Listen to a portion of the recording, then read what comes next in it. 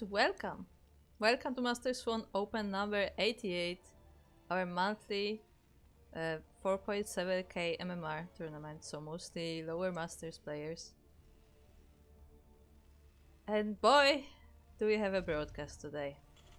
So before I start these intros, I will just put a small disclaimer that things are on fire, and by that I mean my casting tool is broken.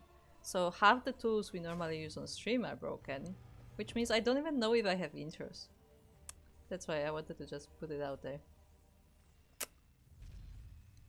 So yeah, we'll see how it goes, I guess. Anyway, in the top right corner of Leylines we have the first of our players, the first in our series. It is none other than our blue Terran. Hold on, are we doing the whole thing? I have to look it up. Give me a second. Give me just a second. I can do this. Where is it? Where is it? It's still not posted. Oh, there you go. The imitation innovation, the Teja from Asia, the Melter May of MMA is not as funny as Bunny. The Tyrant Ayagus, the one fine young Riang, the Kelazur from Singapore, the TY Chicken Pie, the 4GG, yeah. He's more meme than dream, the slightly more crappy happy, the trash flash with no cash, the M to the K to the P, his Marine King Pag, the captain of the Rain Pain Train, the lean mean keen machine, the immature cure, the not as smart as heart, the young adult poet. He's more of a beauty than beastie cutie. Co-creator of the Daishi Bay, the massa from NASA. We couldn't find a pan for Bian, la creme de la creme, the turmeric coffee, and the Willy Wardy Wardy. That's a new one. It is Yakuzaku. And no intros.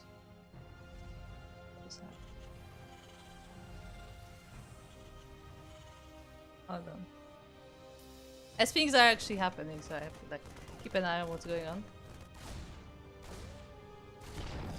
Also, across the map we have our Zerg player. It's a newcomer as far as I'm aware to our tournament. This is a red Zerg player called Cute.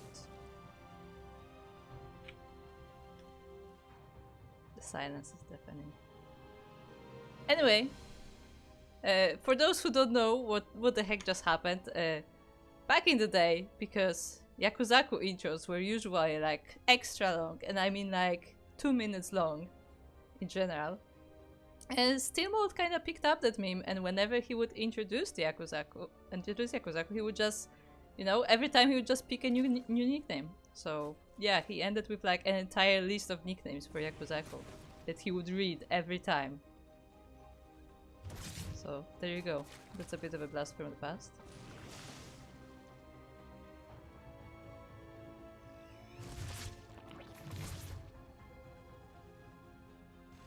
And what has been happening in the game? Well, we have a 2-on-1 from Yakuzaku, we have some Hellions on the way, the Reaper has been going around the bases of the Zerg. Meanwhile, our Zerg player is going for Banelings, so no, just the regular Link Bane will be coming.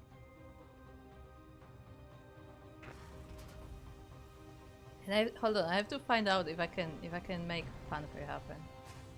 It's very important.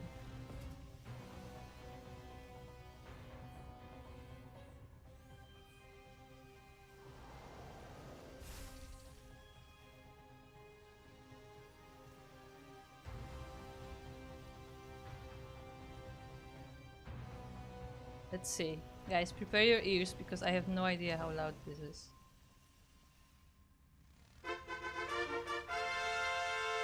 Okay, we can kinda do this. Hold on. I'm gonna try to do this between the games. Also, we now know that Cute is a German player. There you go. I was just updated by Light VIP, so yeah, he is a German player. Meanwhile, we have some Zerglings going across the map. The wall is kind of a wall, but not really.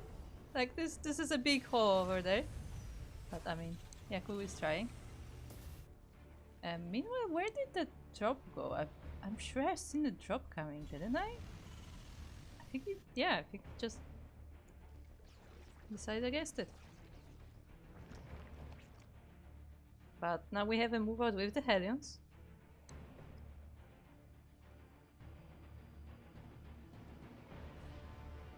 Hellions joining the Reaper across the map. Ooh, the Dragons are trying to get on top of them, but they are getting burned. There are so many Hellions over here.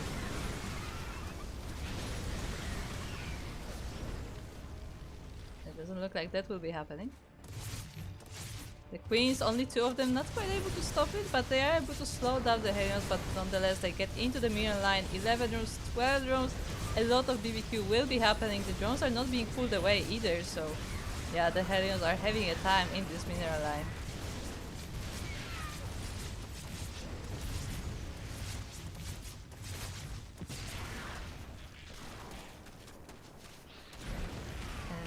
Yeah, and we stopped with 23 drones dead, but now we have this Liberator here as well helping. As obviously Cute was busy dealing with the Hellions, the Liberator was able to get settled on this base. 24 drones total will die in this engagement. 34 Zerglings as well, so yeah, that was a really nice harassment there for Yakuzaku. But our Zerg player is not giving up yet. He does have 4 bases now. He has to rebuild the drone count though, and that will be painful. What is happening in the chat? Holy hell, this man has more titles than a medieval emperor. I mean, I would like to remind you that he's called Emperor Yakuzaku on Twitter, so you know. Just saying. But yeah, that is like a long running meme in the CranKy Ducklings.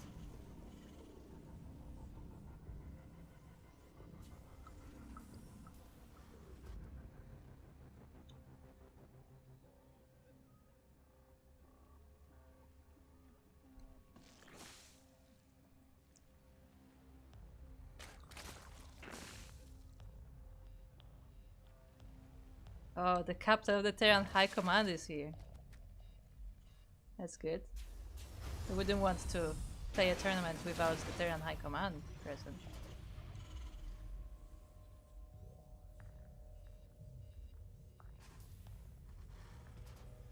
It looks like Yako is setting on the 3rd base, but also, you know, getting his forces ready for potentially a move out. For now he's just securing the base, but yeah, we have some medivacs loaded.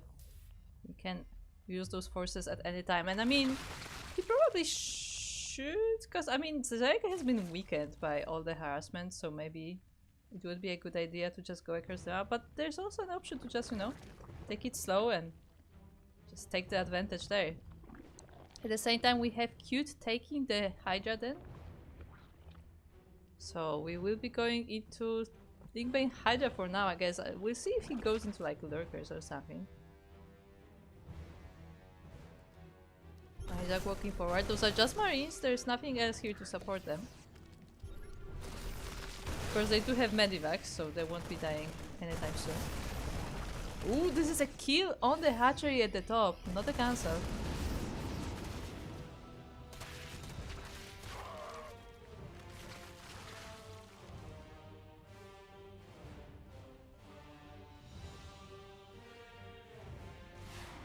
Unfortunately for Cute, he does have some creep speed, so he is alerted whenever this this marine army is going around the map. So he's able to rotate his forces, but he has to be very careful there. He's working on Hydras now. He has a few banelings here, so I don't think this marine force should really be able to do any damage. It's mostly like, as long as Cute pays attention, he should be able to keep up with the Marines.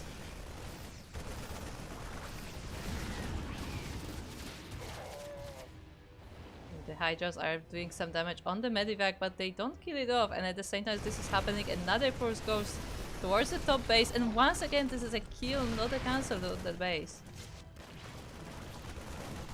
Looks like Cute has to split attention. There is a drop in his main base, but the Queens should be able to deal. Yeah, They dealt with the medivacs, I should say.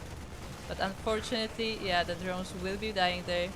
At the same time, this army by Yaku is still set up at the top, so the base was not able to be retaken. The Lynx are slowly chewing away at those marines, but so many of them had to die before that was dealt with.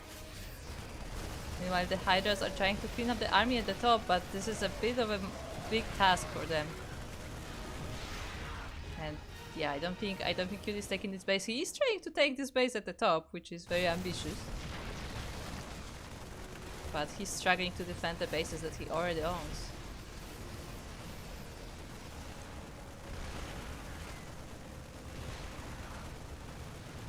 Oh, the tank is a bit out of position and the Zerglings will be able to snipe it. But another hatchery falls for our Zerg player. He's trying to amass forces. The upgrades are also on the way, which will definitely be helpful with this engagement, but he has to be careful about how he engages it. Trickling the units into this army is probably not the ideal. So yeah, our Zerg player is trying to gather all the units in one place, get them ready, and then we'll try to break this siege.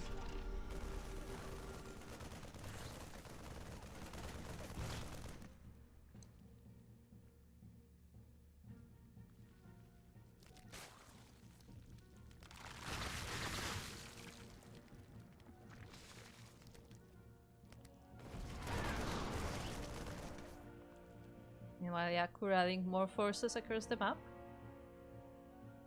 That base actually did finish at the top. Very interesting. It doesn't seem like Yaku has spotted it. But that's, I mean, you could probably use it for mining, maybe counter, like Cute is making Zerglings, but I think he's just like, you know, has the hatcheries grouped up. Unless he tries to like, you know, rally the Zerglings into the bases of Yakuzaku, that can work, definitely.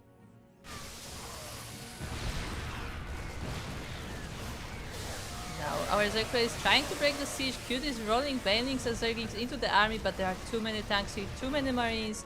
GG is called and Yakuzaku will be taking game number 1.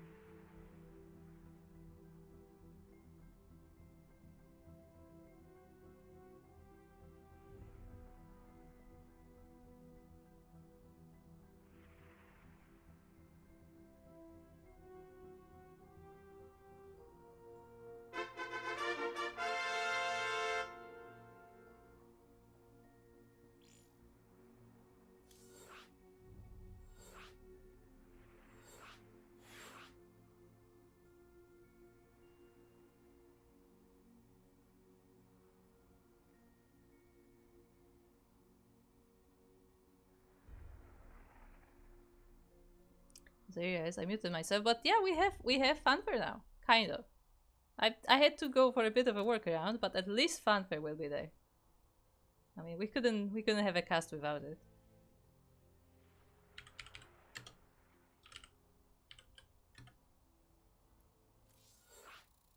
And after the next game, I will try to figure out if I can maybe get the score on screen, potentially. But for the time being, we'll just have to remember whoever won the series, whoever won the game. So bear with me.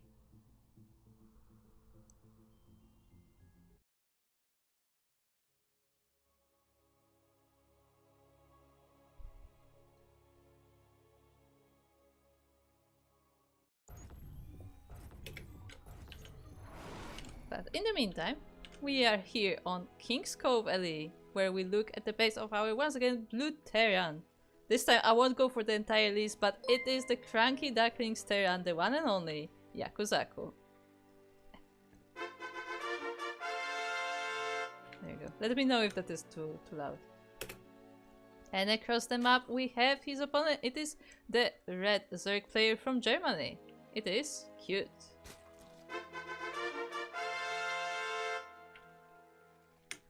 There you go. At least we have the fanfare.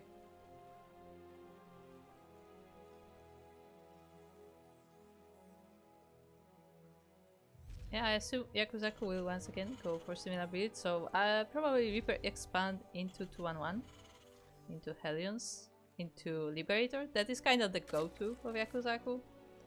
Meanwhile, I didn't quite get to see the opening of Cute, so we'll see how it goes. It is a hatch first, as I mean it typically is versus a Terran.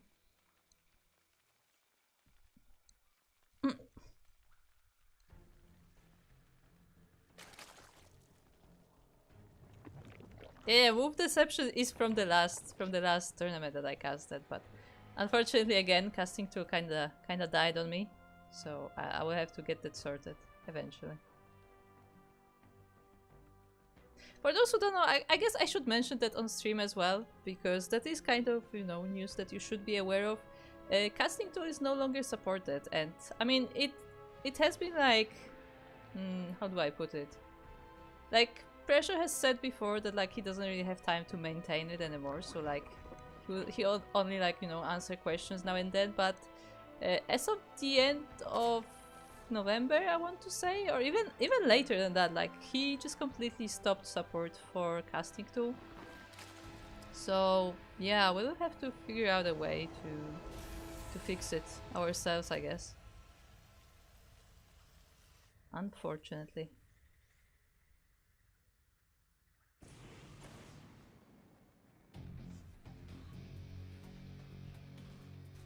We have this SCV patrolling on the third base, so Cute won't be able to take it this fair. SCV, SCV, what are you doing? There was an interesting pathing there. The Reaper comes to help and will be able to deny this third base. The drone just barely is saved on the extractor.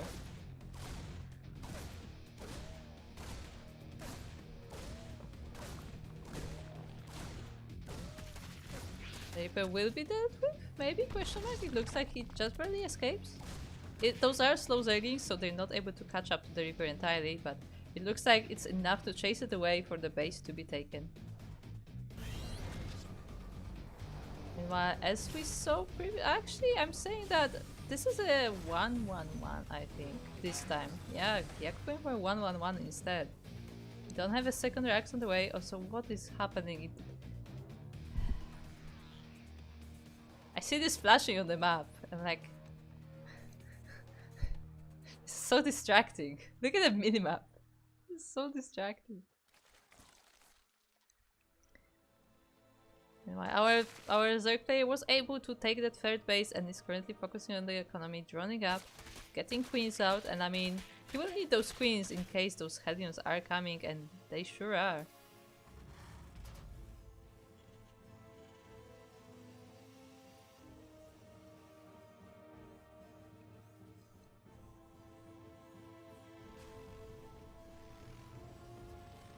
I see that the chat is mostly discussing their ladder results and like their ladder,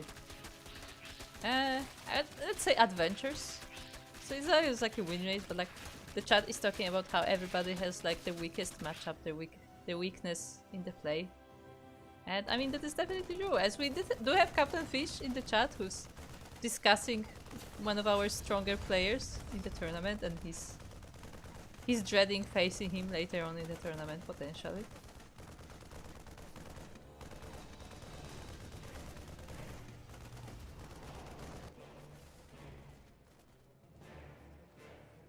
And ooh, we also have a switch up from our Zerg player as well, as we're going for Roaches this time, no Hydras. Those Roaches will be upgraded as well, as we have both evolution chamber already out. No Lariat though, and there isn't one on the way, so Roach speed will be a bit farther off.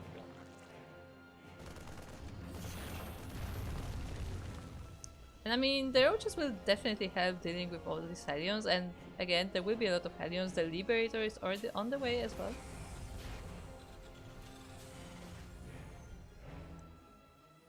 And we'll see if Cute can defend against it better than the last game. I mean, he already has spores in every base, so except the furthest.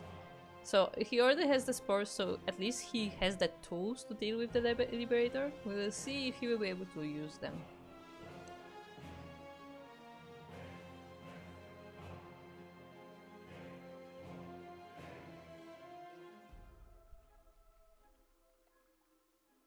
Tries to kill Epileptic Zerg. Yeah, I mean, look. There is a warning on this game.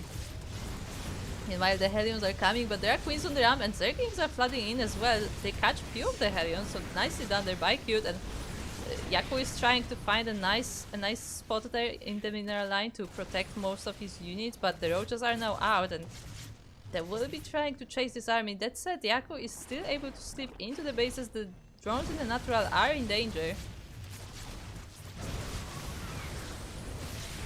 And the Hellions do go in. The Roaches are on the chase, so I don't think the losses will be as big as last time, but still that is a lot of drones dead. And where is the Liberator?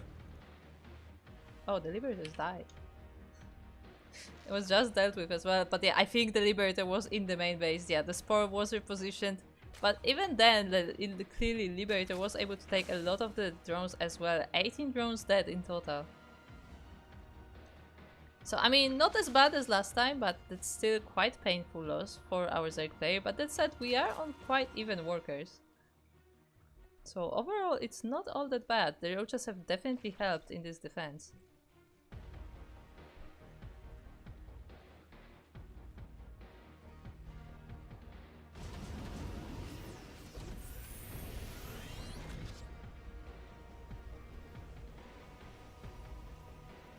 It's time for Yakuzaku to take his third base.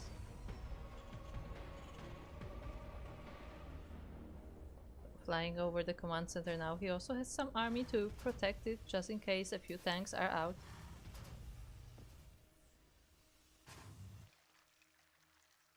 Meanwhile, Cute is double expanding.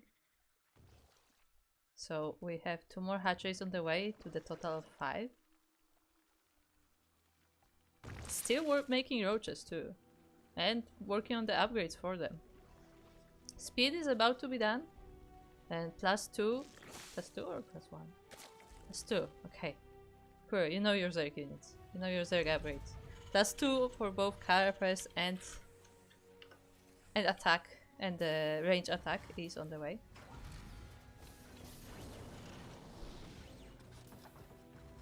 Yaku also taking his 4th, so both of our players focusing on macro, focusing on expanding right now.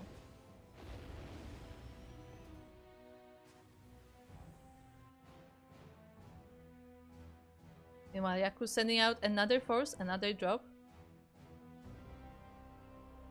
He's ready with his roaches. He's trying to find out which direction Yakuzaku will be coming from. The creep spread is okay, but it's not quite far enough to give him enough information about the Medivac's movement right now. He just knows that something is coming. Potential. Oh, whoa, what is happening? Oh, okay. We'll take a look just a second, as Yaku is actually moving in with this marine force, but there are so many roaches here that I think those marines actually won't have a good time here, and they have to be picked up. They have to leave. This time Cute was well prepared for whatever was coming his way. Ah yes, good. We will be sitting in the sound of notification for a while, huh? Anyway, firstly, a shout out to Marauder, who has subscribed with Prime, but also a shout out to Gotitin Good? Yes, that's how I'm gonna read it. For giving out 10 community subs. Whereas Yaku once again tries to go in, but yeah, Cute is on point. His creep spread has reached far enough that he's able to follow these movements. Ooh, the Medivac, the full Medivac dies to a Spore. Yakuzaku not paying attention. Meanwhile, at the other side of the map, also we have another force of Marines and tanks, but yeah, with that Medivac dying, Yakuzaku is not sure if he can actually attack. So yeah, this game is going very differently here for our Zerg player. I mean, for our Terran too, but yeah, like last game it looked like Zerg was constantly, you know, struggling to get things going, but in this game he's playing so much better. But yeah, to continue what I was saying, it looks like we also have a bonus, like gift subs from Valorant, with 3 more community subs as well. So yeah, shout out to our gifters. Shout out to our subs. Yeah, and I hope you enjoy your emotes, as we do have a lot of really nice emotes. Yaku is still trying to poke. He made another double Medivac drop, although I don't think that was full Medivacs. He's trying to make something happen, but the main push was actually denied. Yaku did go back home and decided to expand instead. So yeah, we have a very different game on our hands this time. Meanwhile, Cute is working on the lurker then, so the lurkers are coming.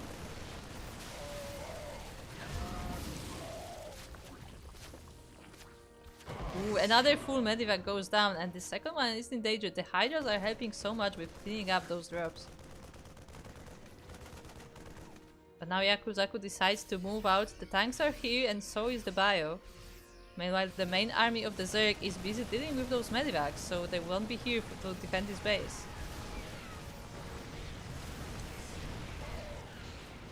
Drones are forced to be evacuated. But now this is a nice setup for Yakuzaku. There are a lot of siege tanks here, and Cute has to be careful about how he engages these. The first lurkers are on the way.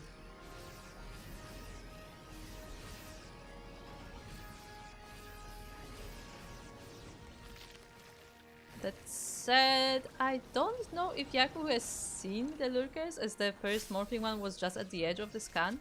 But he will see them now as he sees that egg. Yeah, he's focusing the egg, and he will be able to deny the lurker that was morphing on the ramp. But it also triggers the counterattack from the Zerg. With that number of tanks though, that's not really great for Cute. And there are more Terran reinforcements coming. As this is happening, Cute is just taking more bases, expanding farther away from his setup.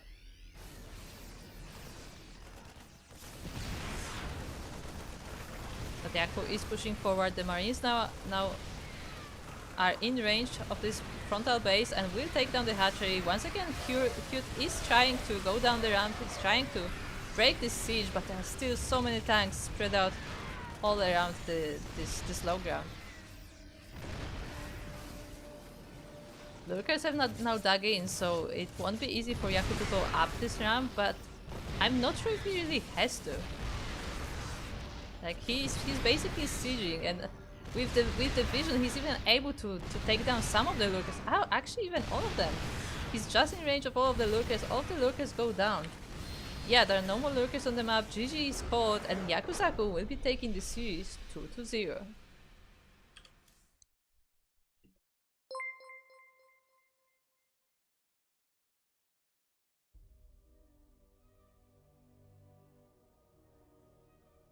Yeah. GG's to Yakuzaku, as he will be taking that 2-0 score. And nicely done by Cute as well, because this second game was so much stronger. Like, he did really well, denying all the drops from Yaku. And yeah, with that, he was able to like bring us a really good game number 2. The lurkers unfortunately didn't quite work. Like, I feel like Cute wasn't like exactly aware of the good position for them, to put it that way, and the tanks were unfortunately able to deal with them quite easily. But yeah, this was a really good game from Cute. So GG's. Thank you for participating, as today we only have single elimination bracket, but you are still eligible. You are still eligible for the random raffle. So if you are in the chat, then make sure to stick around to to see if you won extra $5.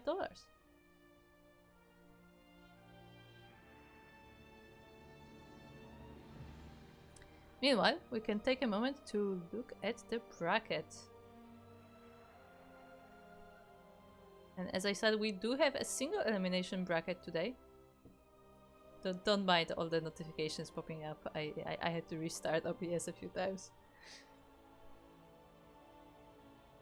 But yeah, we have our bracket now, and we have a few familiar names in the bracket. We have Captain Fish, of course, who is also in the chat. We have Ulochkin. We have Dave Litos,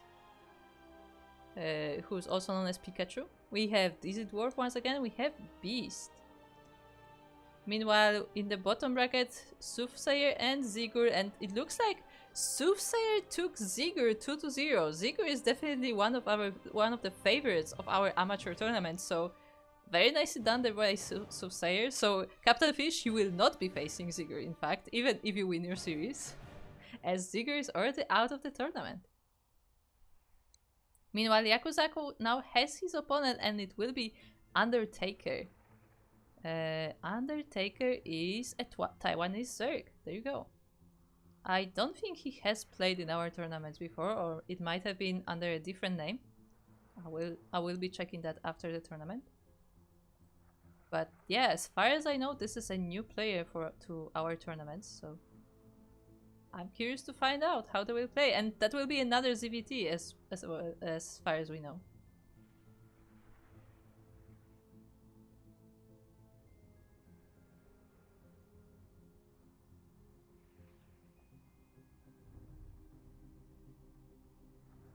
But with that, it looks like our players will need a moment to set up, so we will go for a quick break, and right after that, we will be back with Yakuzaku versus Undertaker. Be right back.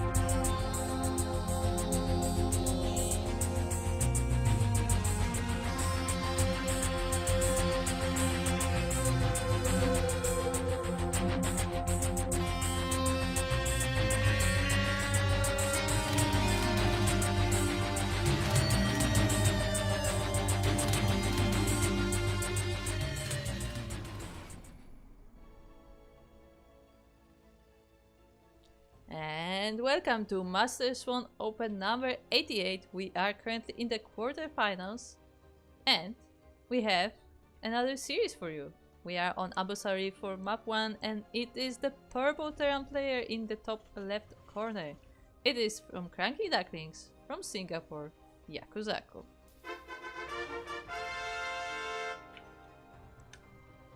And across the map we have his opponent. It is the yellow Zerg player from Taiwan. It is Undertaker.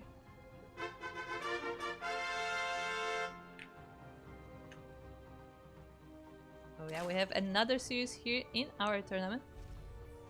This is the second round. This is the quarterfinals of our monthly 4.7k MMR tournament.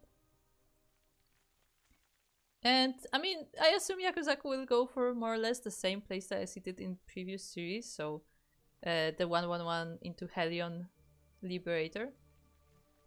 Meanwhile, Undertaker is starting with a hatch first, as most Zergs would in a ZVT. Hatchka's pool it is.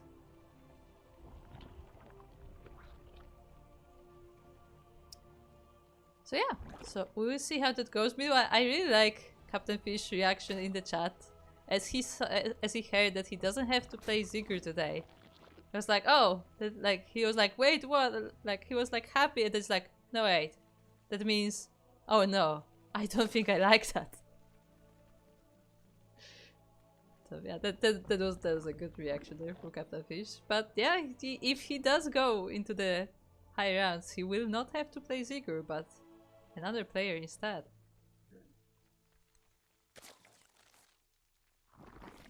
Well, we have an SCV scout from Yakuzaku, but Abyssal being as big map as it is, this SCV is not in time to stop the third base from going down.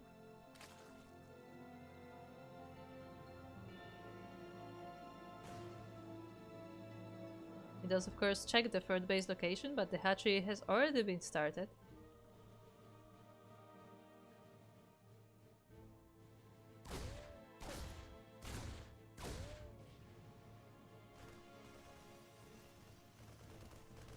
Meanwhile, Yakuzaku going on with his build with a Reaper expand into that 1-1-1. Reaper will try to poke at the Zerg bases, but not really diving in for any major damage for the time being.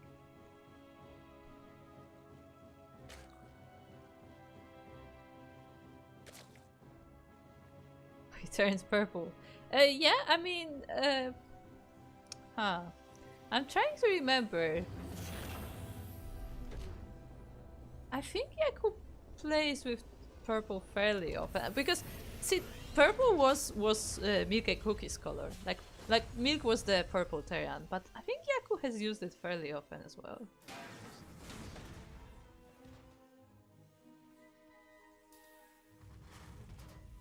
Ah, the blood from the last game mixed. Sorry, the blue from the last game mixed with the blood of the Zerg. Yes. Strange Zerg blood, apparently. No, really, he is still blue, but like, it's because we're under the sea and you know, the color looks a little different. That's just what it is. Ooh, as this Hellion is actually being chased by Zerglings and with speed, the Zerglings are able to quickly make short work of the Reaper, so no damage there, no harassment done by the Reaper, and won't be able to scout anymore for Yaku. Nicely done by Undertaker, keeping those few links there just in case they're needed for something like that. And he is pressing the Z button from now on. He is making more Zerglings, but I mean, he does have an overlord over the base of Yakuzaku, so he is aware of all the Hellions coming, and the Zerglings will definitely be useful for the defense against that. I mean, Undertaker does not have a Roach Warren or any further attacks, so the Zerglings will be the go-to for defense.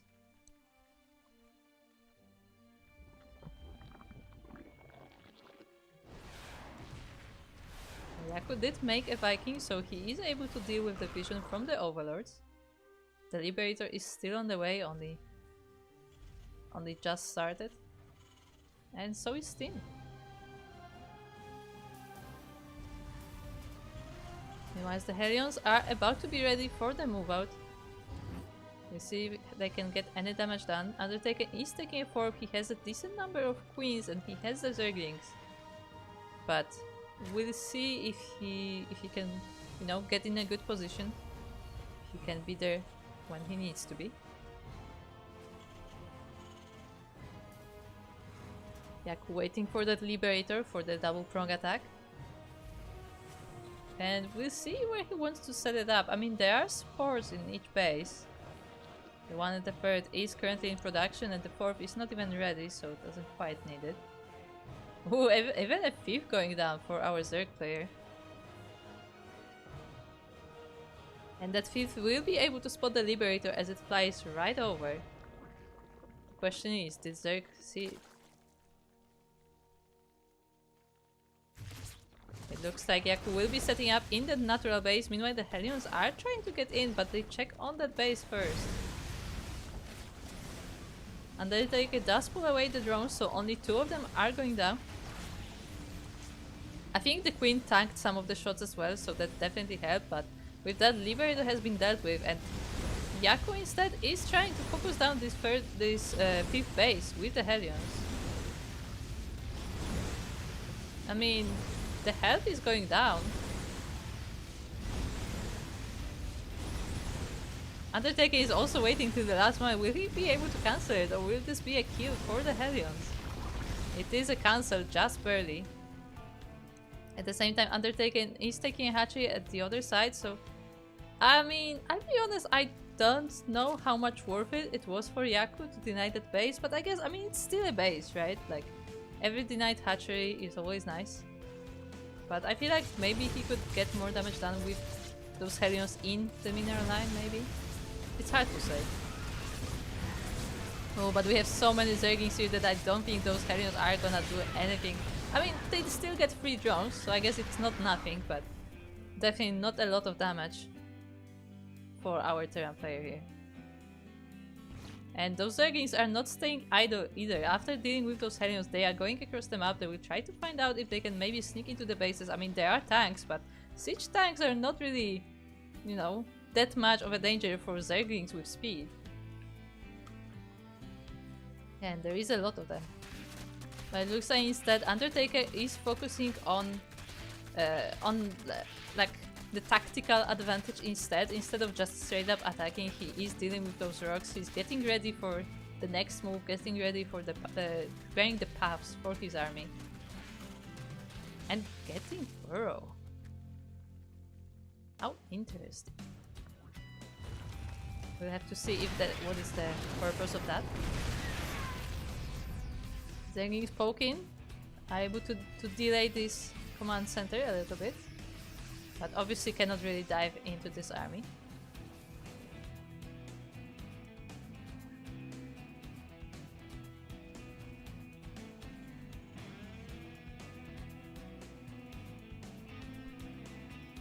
How nice their complementary colors. Yeah. It's usually what happens here. I mean, I say that, but like, I guess red versus blue is not exactly that, but you know. Actually, is it? It's not, right? Oh, my brain. I think the last time I learned about complementary colors, I was like 11. And that was a long time ago. Meanwhile, we have these Link Hydra forces here. Dealing with the double medivac drop, the entire drop is dealt with. The Hydras even sniped the full medivac, so Yaku won't be able to use that on the Zerg. And yeah, I mean, Undertaker is playing really well. Yaku meanwhile trying to take another base, a little bit hidden away. You can't really call it a ninja, but it is tucked away, so there's a less of a chance of the opponent spotting it on the path to the main base. That said, Undertaker does have burrowed links in other bases, or at least one of them, so he can make sure that no command center will be landing there.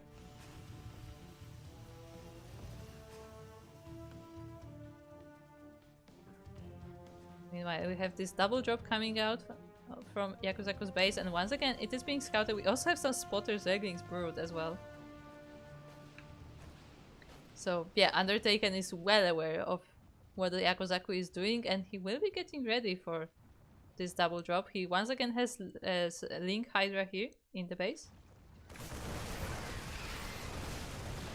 Yeah, the Zerg is just swarming the Terran force. One of the Medivac did pick up, but the second one was not so lucky. And yeah, once again, Yakuzaku is denied that damage.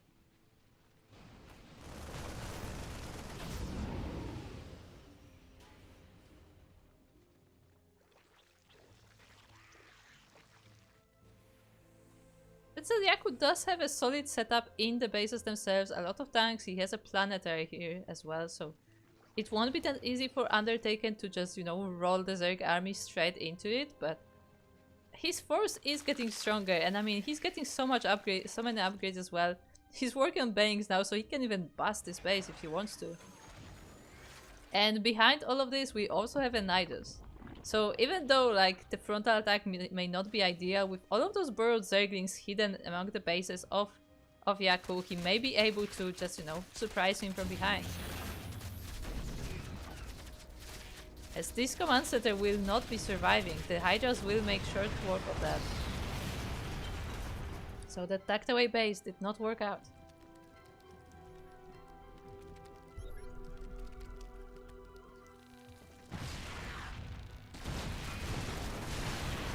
So finally, the Zerg army is marching forward, the Banelings bust through the wall, and the Hydras are cleaning up the rest of it. The Vipers are here for support as well, but there's actually not that much Zerg army left over, and Undertaker cannot push forward.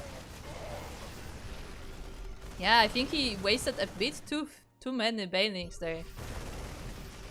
He has to rebuild this army, and actually he's very vulnerable right now. Yakuzaku sees that he is pushing forward with all the units that he has, with all the Marines, all the tanks, and Liberators are there for support as well. I mean, Lurkers are on the way, but I think Undertaker might have overestimated this a little bit.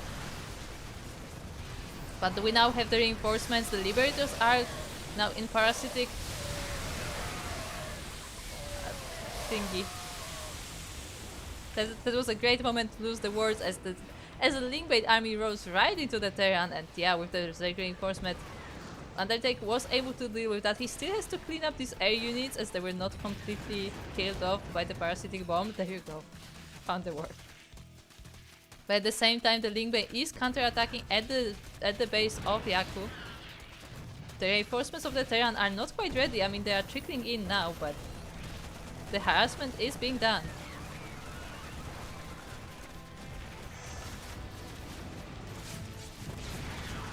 Meanwhile, Undertaker has rebuilt his army, and he's dealing with the last of the air units of Yaku.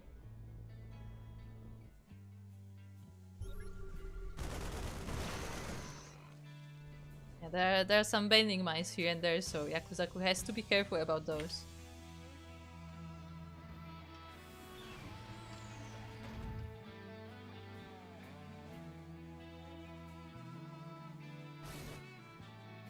Oh, we have a shark. Look at him go. But yeah, now this army is mostly Link Lurker. There's only one bending in this army, and I think most of the Hydras were actually transformed. Do we have any Hydras? We have 3 Hydras on the map, so yeah. Once again, it looks like Undertaker has transformed almost all of the units into the next tier. And I hope this is the right decision, because we saw in the previous engagement that maybe turning all of the Zerglings into Banelings was not ideal, as he didn't really have support for the Hydras after. And the same way, I do worry that maybe, you know, getting rid of all of the Hydras for the Lurkers is also probably not the best choice, but he is remaking those Hydras, so that shouldn't take too long. Meanwhile, another wave of Linkbane is going towards the Terran base, and is able to get in without busting the entire wall. But this is just a distraction, as the main force, or I guess the Lurker force, is in the Nidus, and Yaku has not spotted it. He is so focused on the defense over there that he does not deal with the Nidus, and the Lurkers are able to download and completely demolish the natural base. Now the Terran army is rotating, but that also means that this base on the front will be more vulnerable. Yakuzaku has to split forces to deal with both of those attacks. Phoenix are rolling in and they will be dealing with most of those marines, but they are still tanks behind, so this is not enough to break this base. The Lurkers meanwhile has set up a position. The Liberator is a nice choice there, but unfortunately one shot from a Liberator is not able to kill off a Lurker. And the Lurkers are now in the front attack as well.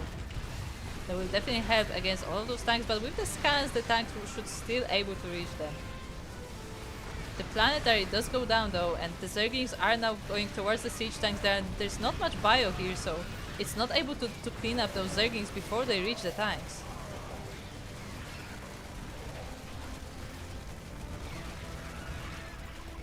That said, Yaku has just enough, just barely enough to clean up this army, and once again Undertaker has to remake what he has, but he was able to save most of the Lurkers as they did hide in the Nidus, and now the main base is in danger. This is where most of the production of Yakuzaku is, so this would be a huge blow if that gets destroyed.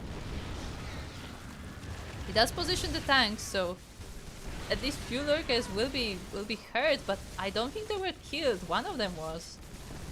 So like pretty much all of the production is now in danger. That one Liberator will try its best to help here, but without the detection it's not really able to shoot anything. Like Yaku would have to constantly scan here. At the same time there's still an army on the front, there are still more banings, so Yaku has to focus on microing the bio army. And yeah, his production is dying.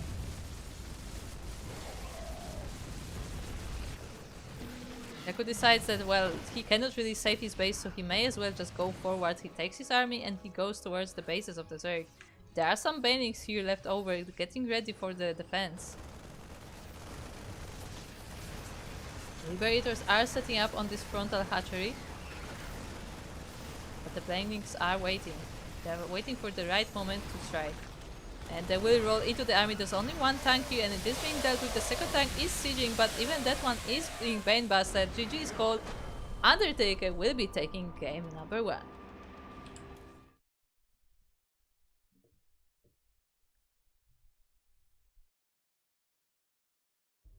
Very nicely done there by Undertaker. I mean, you can clearly see that Undertaker is a very strong opponent. And yeah, Yakuzaku kind of struggling here. I mean, he, like, don't get me wrong, like, Yaku is playing well, but at the same time, like, I lost my train of thought as I was trying to click through the menus. God damn it, Kuro. But yeah, Undertaker was just basically there, like, at every step that Yakuzaku was trying to take. Like, every time there was a harassment, like, Undertaker was aware of it. He had his Zerglings ready, he had his Hydras ready. A lot of the drops were dealt with very early on. And yeah, very nicely done. I'm quite impressed with the way Undertaker plays. And again, I feel like somebody should make it a meme at this point. I need somebody to make it a meme, because every time I cast these amateur tournaments, maybe it's because like I was taught that way, but I always point out that it's so important to have vision as any player. But like, especially for amateur players, like, it just elevates them so much if they have the vision. And you could see it right here, as Undertaker had bird Zerglings that were everywhere. He had some floating overlords as well, and he was constantly aware of any movement that Yakuzaku was doing. If there was a Medivac or a Liberator coming out of his base, Undertaker was aware, he had the army ready, and with that knowledge he was able to play a really good game.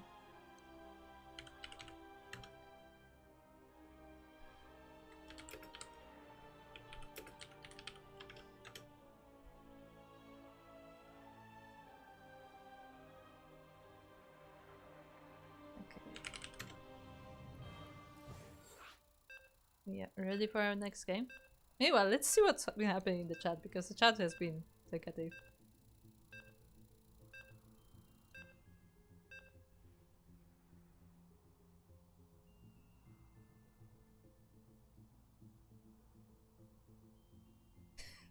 God damn it.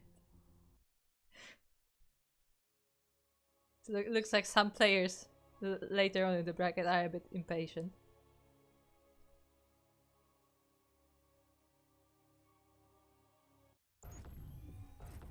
Hey, look.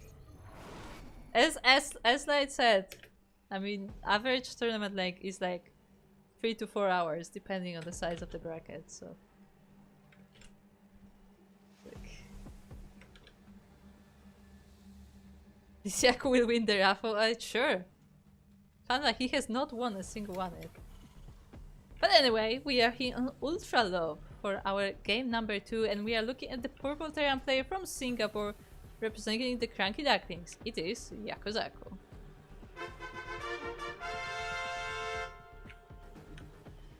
And across the map we have our yellow Zerg player currently leading this series 1-0. It is from Taiwan, the yellow Zerg player, Undertaker. Now, here's the thing, chat. Correct me if I'm wrong, but I'm fairly sure Undertaker is like a person in WWE or something, but I do not watch it, so I have no idea. So I'm sure if somebody who knows WWE would be casting this, they would have a lot of more jokes and stuff, but I don't. So there you go, chat. This is your call. This is your moment to make some good jokes about Zerg and Undertaker. You're welcome.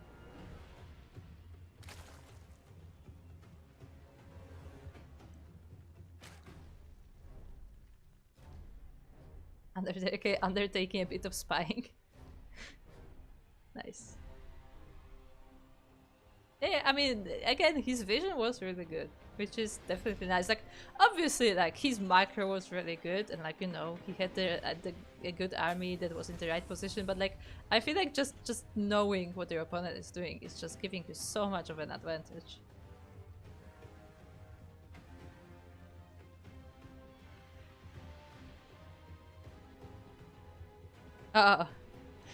This dwarf saying that vision is not an advantage because you're not gonna see it anyway. I mean, fair enough. You have to get there. But once you do, like, it's definitely very beneficial. And like it's a good habit to have, even if you're not quite able to use the information yet.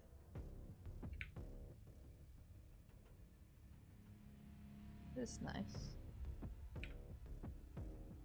Ah. Shiny lights. Anyway, the Zerglings are now across the map, as this was a much more aggressive opening from Undertaker. He does delay the CC and chases away the SCV. This is not like an all-in or cheese by any means. Those are just 6 starting Zerglings that are tasked with delaying that CC, and 2 SCVs went down to that as well. The Reaper is coming back home now to deal with the threat. But the Zerglings are focusing the CC. Can they take it down? Not with another SCV coming down, but they will focus that as well. But I don't think there is enough now. And with the 2 Marines coming out as well, the threat has been removed. But that also gave Undertaker time to take a 3rd base without being harassed. And he is going for roaches next, so definitely much more aggressive opening there from Undertaker.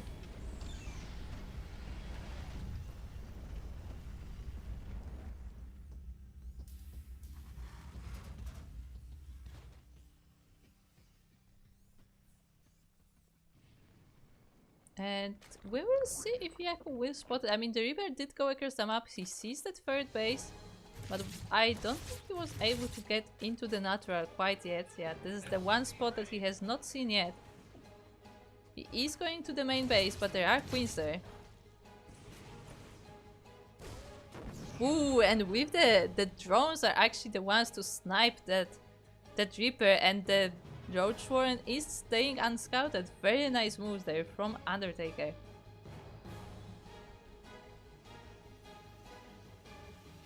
And with that, we'll see if Yakuzaku is able to respond. I mean, he is working on Marines. He's not getting Hellions quite yet. So this time focusing on the Marines instead.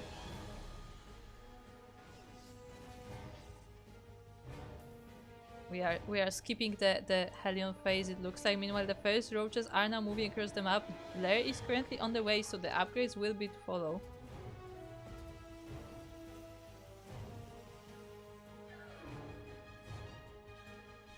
The first two roaches are now reaching the natural base of Yakuzaku. There are Marines here though, so they have to be careful, like they don't quite have the numbers to overpower the Terran army. And Undertaker realizes that and just straight up goes home. He was trying to be cheeky, he was trying to be aggressive, but it looks like he will go for the defense instead. Yeah, getting the Binding Nest, getting ready for defending the Terran aggression, as the double Medivac drop is now coming his way. Of course, once again, he does have that Overlord right here, so he is able to spot the Medivacs coming out of the base.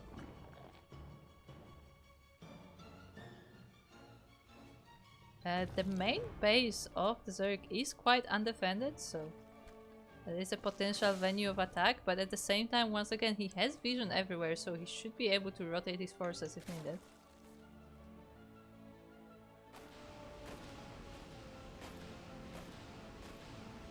Yakuzaku unloads on the edge of the base, so gives Undertaker a little bit more time to rotate, but at the same time there's not that much forces in the first place. It's mostly queens here for defense, but it looks like it's just enough to chase Yakuzaku away. Meanwhile, Yaku just working on his regular army. The bio tank is here. I mean, mostly marine tank, I guess. There are no marauders with his army. In fact, no, okay, I was about to say we don't have a second barracks, but we do have a second barracks right here behind the mineral line. And combat shield has just completed.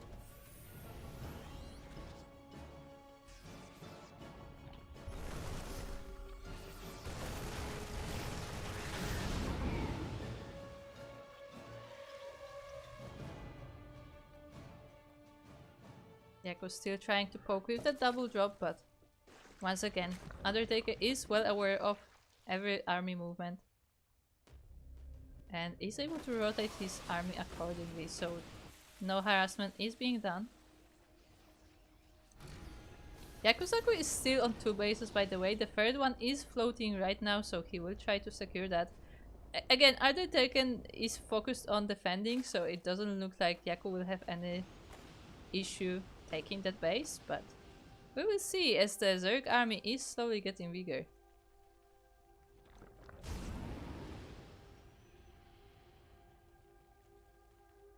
Banning speed is about to finish, so that will definitely be very useful there. Oh, the Medivac dies to a spore, but there's the second push from Yakuzaku. The tanks are here with this one as well, so much more dangerous, much more scary. The 4th base of the Zerg will be going down.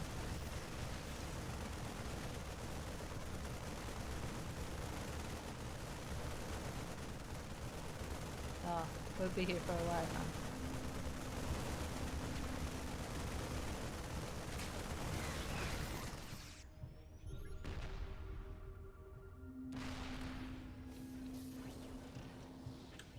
Yeah, for those who don't know, I mean, Zerg eggs are pretty sturdy.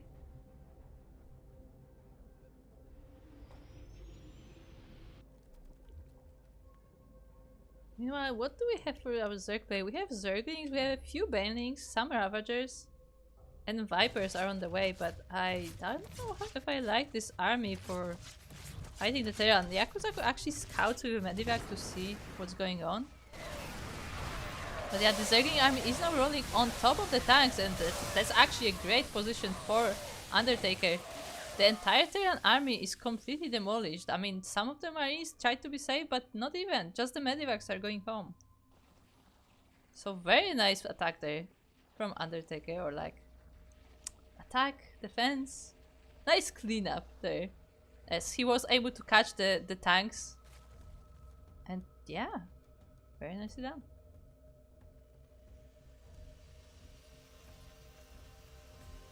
Anyway, it looks like Ultras will be on the menu this time, as the Ultra Cavern is already on the way for Undertaker. Another base as well.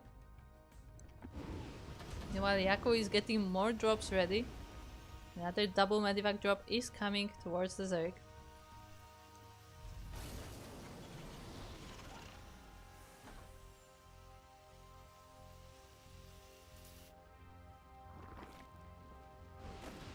Looks like Yaku is also trying to go towards the top left corner base. But the Zerg army is already prepared right at the ramp. So Yakuza focuses on the Overlords instead. I mean, tries to deny that vision that Undertaker is so fond of.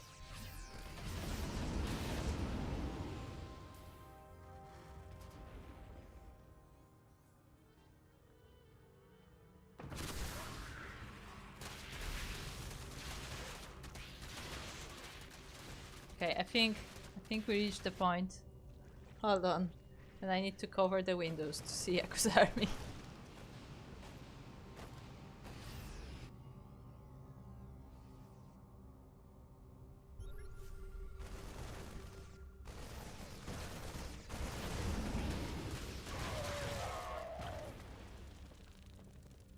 There you go. Now I feel like I'm sitting in a cave, but at least I can see purple units on the purple minimap.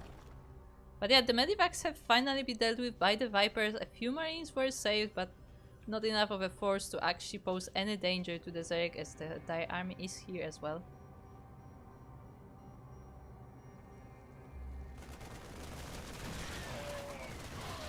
And eventually the Marines will be dealt with. A few of them are still on the high ground, but that is also spotted. Now we have quite a few tanks here in the frontal base of Yaku, but the Zerg is coming forward. We have the Ultras now, we have Vipers ready as well. We don't really... What is lacking in this army is the anti-air. Because this army does not have Hydras this time. There are Vipers though, so have to keep that in mind, that parasitic bombs will definitely be a thing, but other than that, you're pretty much counting on bias hitting something.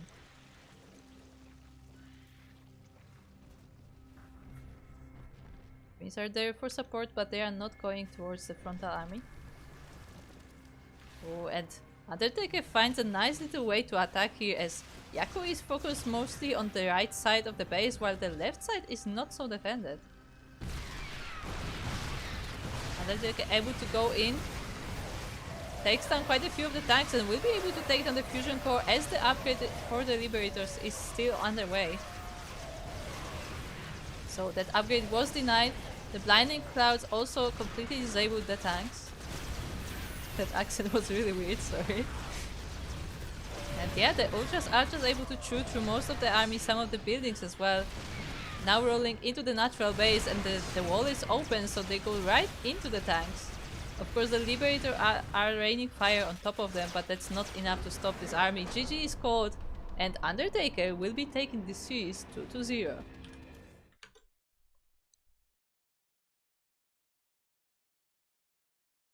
Again, really nicely done. I'm very impressed by Undertaker, by his macro, by his map awareness. And with that will be enough for him to go into the semi-finals of this tournament, as he will be facing Soothsayer next. At the same time, we also have some results for the top side of the bracket. We have Devlitos taking Bulochkin 2-1. So, very nicely done there for Devlitos. And Devlitos is currently facing Captain Fish, so we will be seeing one of those players in the semi-finals as well. Meanwhile, Dizzy Dwarf took down Beast 2-1, and Dizzy Dwarf is now waiting in the other semi-finals, so we will be seeing Dizzy Dwarf later. As a reminder, both of the semi-finals will be covered on stream, so look forward to that, as I have to make sure that I am not left behind.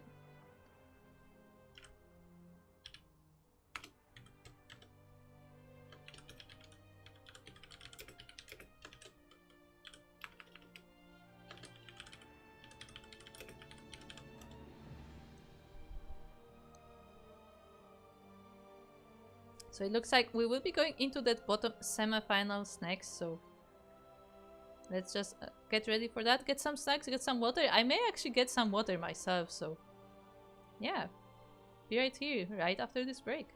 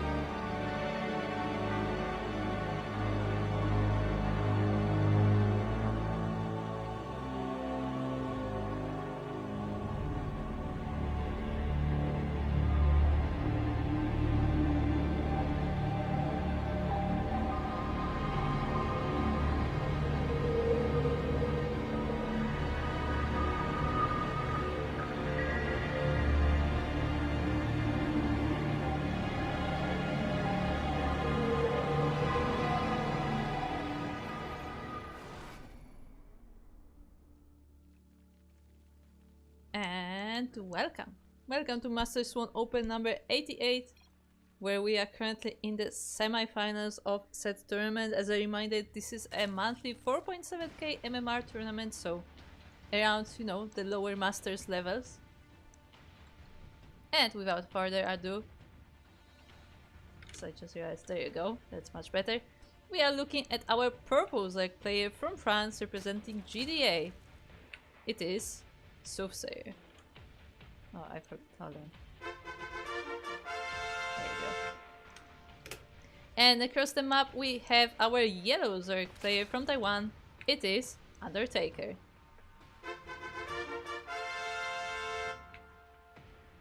Undertaker was able to impress us quite a bit in the previous series, but that was a ZVT, and we will see how he does in a ZVZ. As a reminder, of course, for those who only now tune in and are used to our typical fanfare and typical intros in the tournament, unfortunately my casting tool is broken, so I am not able to use some widgets that we normally do use on our stream, but I mean, I was still able to at least get the fanfare, you know, the fanfare sound, so we don't feel so deaf every time there is an intro. Because, I mean, once you get used to the fanfare, you can just never go back, really. It's impossible.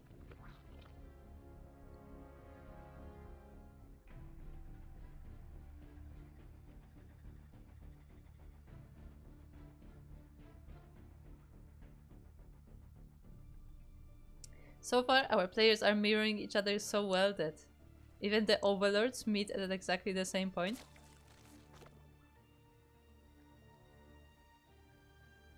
And yeah, we'll see how they go, as both of them decided for the economical opening. For the most part, getting the drones. Well, it looks like Soothsayer is getting the speed just a little bit earlier, but really the differences are not all that big.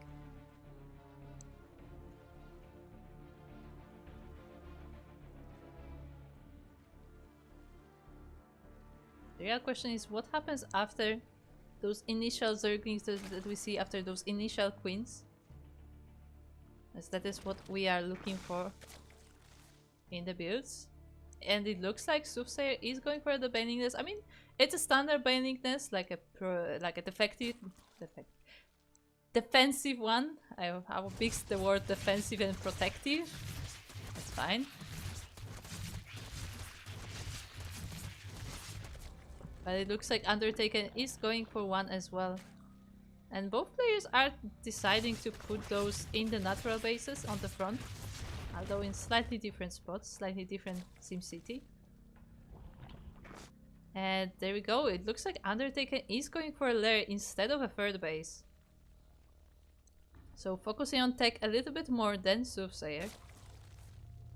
Both our players are getting a lot more Zerglings as well. I mean, mostly I assume for defensive purposes, but probably some harassment as well. It looks like both of those forces will be moving out around the same time.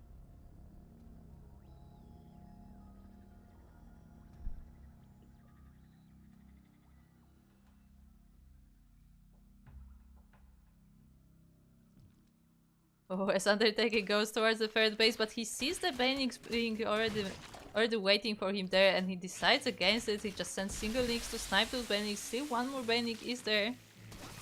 But all of the Banings are being dealt with, and now Undertaker can go forward. Soothsayer has to defend. There are a few more Banings morphing. And will they be able to finish? Oh, just barely! One Baning finishes, and that's the entire army of Undertaker gone, and Soothsayer is safe on 3 bases. Meanwhile, Undertaker does not have a third hatchery of his own.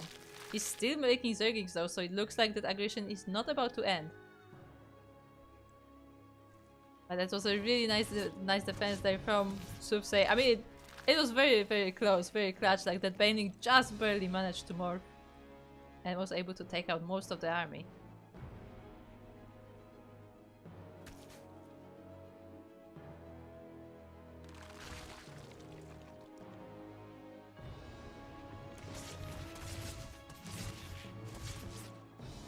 It was an interesting thing there.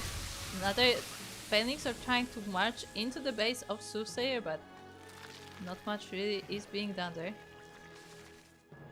Looks like Undertaker has also lost an overload somewhere, as he is currently supply blocked.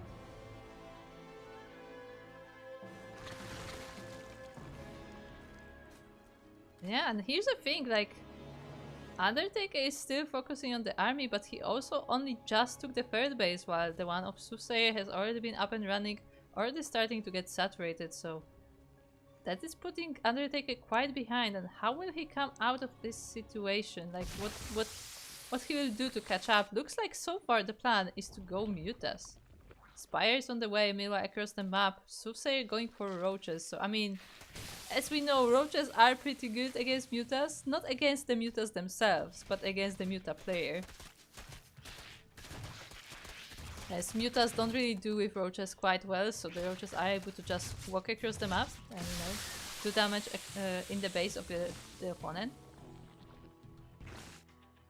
But, I mean, with that said, we will see, because in the end it's still all, like, it all depends on the control, it all depends on the decision making of both players. Like, if Soothsayer just doesn't commit to the attack and just lets his bases be destroyed by the Mutas in the meantime, like, anything can still happen.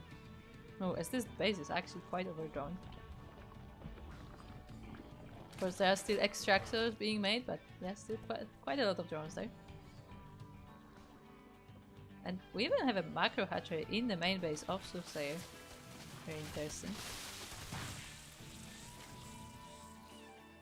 Meanwhile, Undertaker is still sending some forces of Zerglings across the map.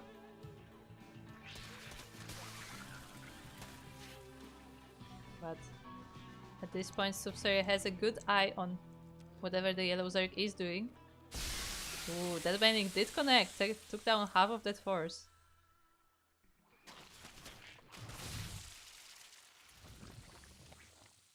The Undertaker is trying to just scout the opponent at this point, and it looks like Soothsayer is also going for a Spire of his own, so we may just see Muta versus Muta. Meanwhile, the ones from Undertaker are already on the way. The attack upgrade for the Mutas is also halfway done. And I mean, Soothsayer is well aware of the threat, as the Mutas are killing down Overlords.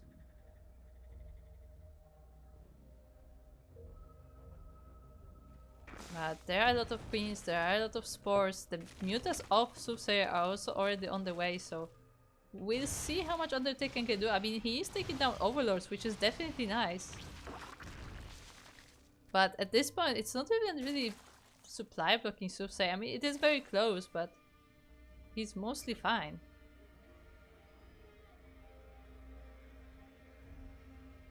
Once again, Undertaker trying to find a place to dive in. It looks like the bases of Soothsayer are pretty well protected, and now we have the Mutas from Soothsayer here as well. Oh, it looks like Undertaker wants to just take them in the head-on fight. I mean, he has the numbers, and the upgrades have not kicked in for either player yet.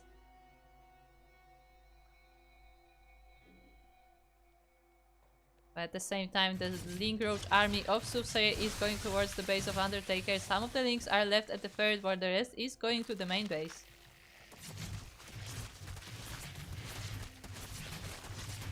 Drones will be falling, 6 of them already dead, the queen as well. And now the Roaches are joining with the Zerglings. I mean, the Mutas will try and their best to defend. They do have the +1 on the attack, so they will be able to deal with the Roaches quite okay. But that doesn't change the fact that 19 drones did die for Undertaker. He is taking a 4th base, but he will have to do quite a lot of work resaturating those bases, remaking those workers if he wants to keep up with the macro.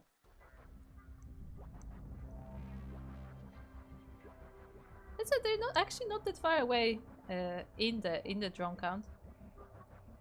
It looks like Undertaker did start his economy much earlier than Soothsayer there. He did get the higher numbers of drones most likely. But now he has to defend, and I mean, Soothsayer is coming with all of his Mutas. The upgrades are now even on those Mutas, so there will be no advantage there. At the same time, there are still more Zerglings in the bases, still coming in, still causing havoc in the mineral lines. 7 drones die once again. And more coming. Another Baneling hit did connect with the drones, but at the same time we have the Mutas. Looks like Undertaker actually wants to chase it all the way across the map.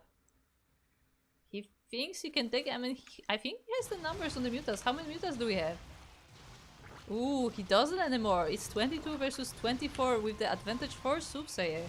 And again, the upgrades are even, so in a straight-on fight, Soothsayer should take it.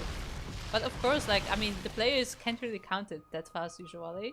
Like, I would be very surprised if the players were able to just count the Mutas straight up. So they kind of just, you know, eyeball it. They have to just judge if they have enough or not. And every time Undertaker is moving away with his army, Soothsayer is running in with the Zerglings, and even though those are just Zerglings, are taking so much damage to the mineral line. So many drones fall every time, and now even a hatchery goes down. Undertaker only on 3 bases. The queens were also having a bit of a walk. You know, just keeping in shape. Visiting places, you know. Just some tourism over there. I mean, King's Cove is pretty nice. It is kind of a resort.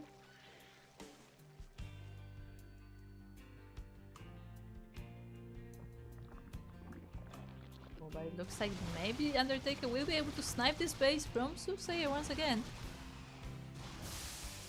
But he is being surrounded by the Mutas.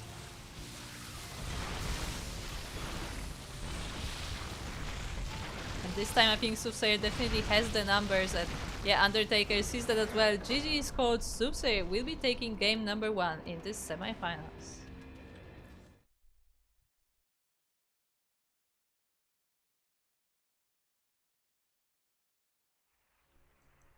So yeah, GG there.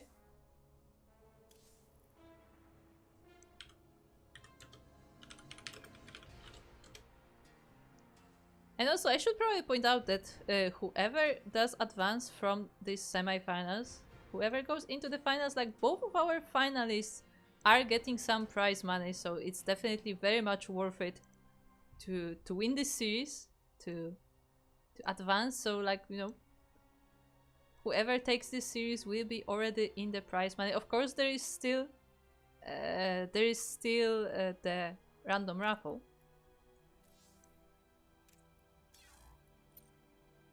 So that will be still a thing, but if you want guaranteed money, then advancing to the final is what you have to go for.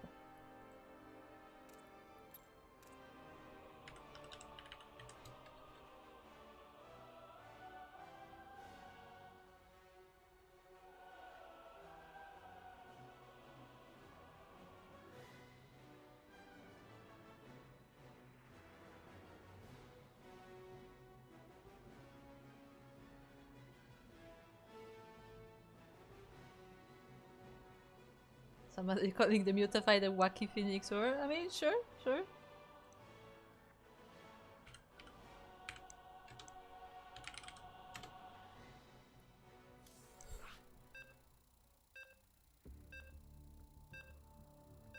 Meanwhile, as we also can see on the bracket, it looks like Captain Fish did take down Dave Ditos and is waiting in that other semi-finals. So the second semi-finals is also ready for us, and we will be we'll be diving into that right after this series is over. So don't worry, we will be catching some Captain Fish and Dizzy Dwarf. But for now, we still have this semi-finals to conclude.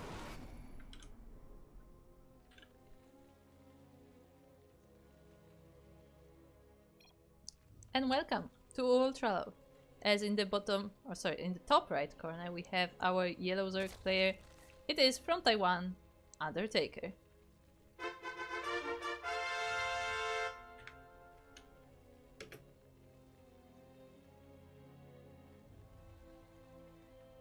And across the map, at the bottom left corner, we have the purple Zerg player currently leading this series 1-0. It is Soothsayer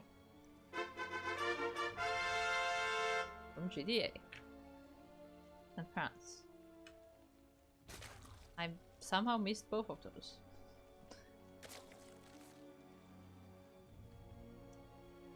And it looks like we have a hatch first from both sides. Once again, the players mirroring each other quite well, as the timings are almost perfectly the same. I guess we'll just have to wait and see what we go for this time. Will there be another Muta War? Will there be more Link Bane? Because it clearly looks like neither of our players is really afraid of that Link Bane face. Hashtag rigged raffle. You know that the Yaku will win, right? I mean, we have already decided. Kappa.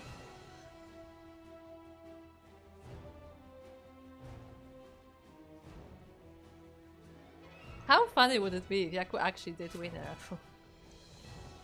I don't think he has won a single one. Like, not even this season. I don't know if he has won a single one, period. Like, in the entire history of random raffles. I would have to look that up.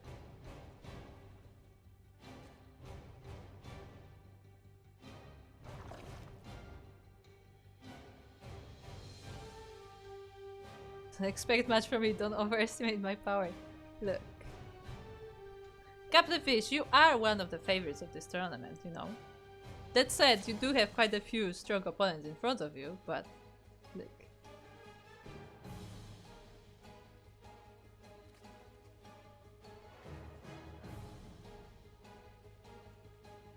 You can actually play the game. Ah, I see.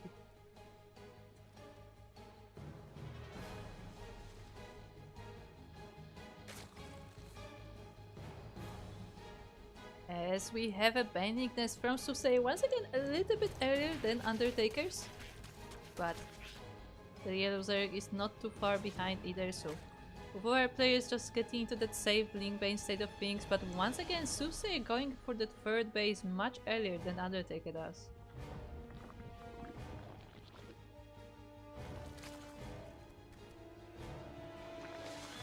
So it looks like we may be seeing a little bit of a repeat from game number 1 in terms of those choices, as once again Undertaker going for that lair instead of a third base. He also sends a link out to check out what Soothsayer is up to see that base, and he will scout the third hatchery. Both players have also seen that their speed is around at the same point, like the timing is very similar.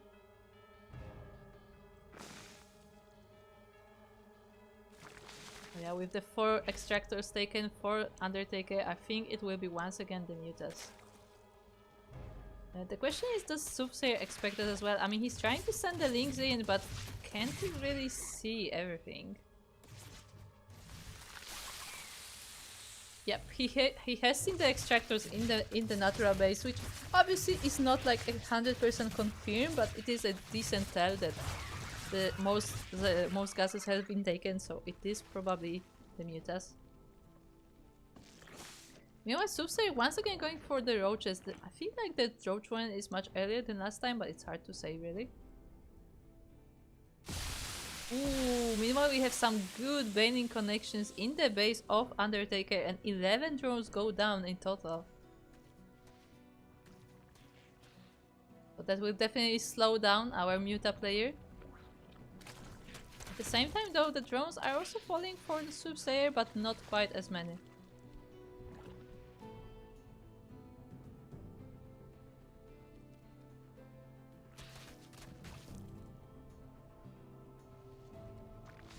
And it looks like this time Soothsayer is ready for a move out as well, going out with his Link Bane.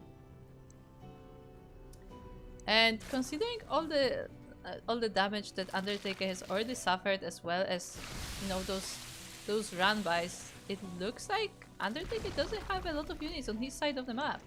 He is morphing in some banings, but yeah, he has to like make do with the units that he has. That said, some nice connections there with the banings, and most of the Zerglings have been dealt with.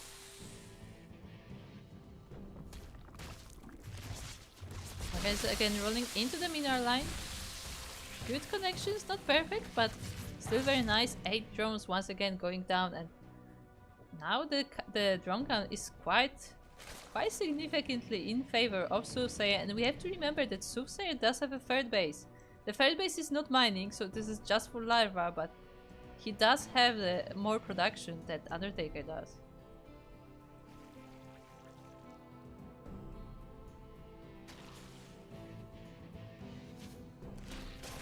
An interesting spot there for the roaches as they try to defend from those Zerglings, but they will be eventually surrounded. The reinforcements are not here in time, but the roaches will still be safe regardless with the Ravager more.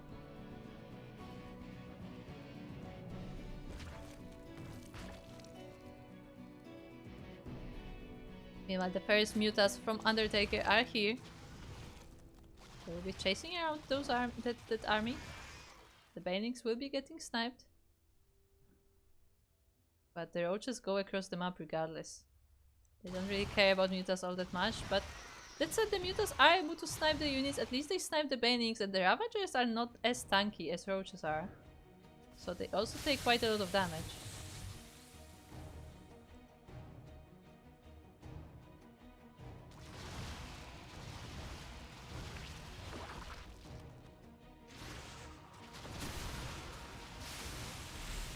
Just trying to deal with those Ravagers. The extractor is being sniped. I don't know how important the extractor was, but sure.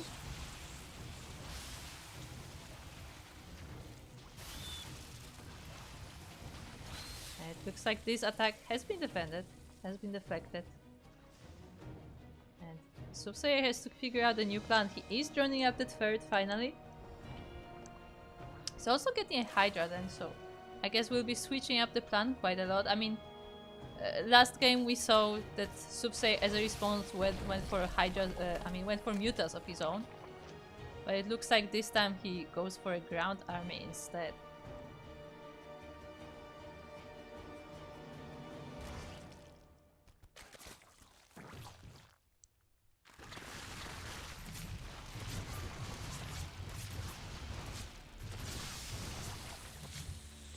Snipe one of the queens, but they're not quite able to get anything else done.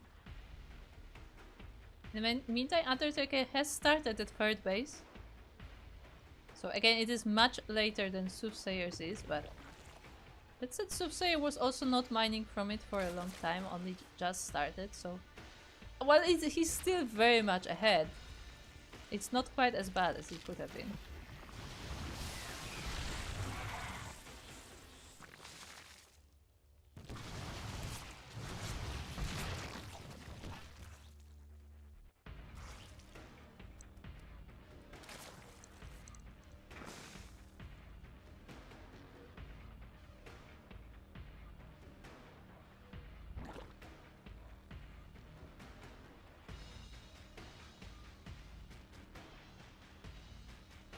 As I see, the chat is having a lot of fun stressing Captain Fish out.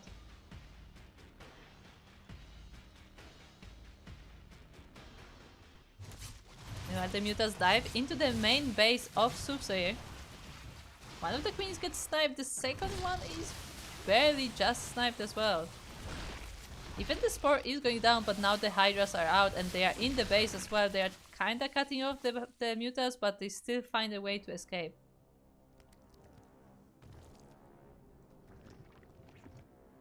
Now Undertaker is aware of the threat that he is facing. He cannot really freely dive onto those bases when the Hydras are around. That said, I mean, the numbers are very important.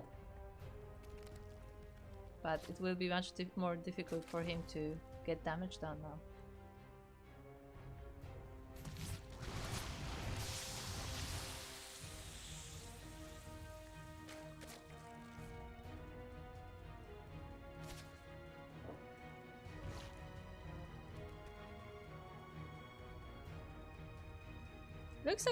Looks like both of our players kinda, you know, just massing up their forces right now, and finally Undertaker brings the rest of his army with him. So we have a I was gonna say Link Bane Muta, but it's mostly Bane Muta, as most of the Zerglings have been now morphed.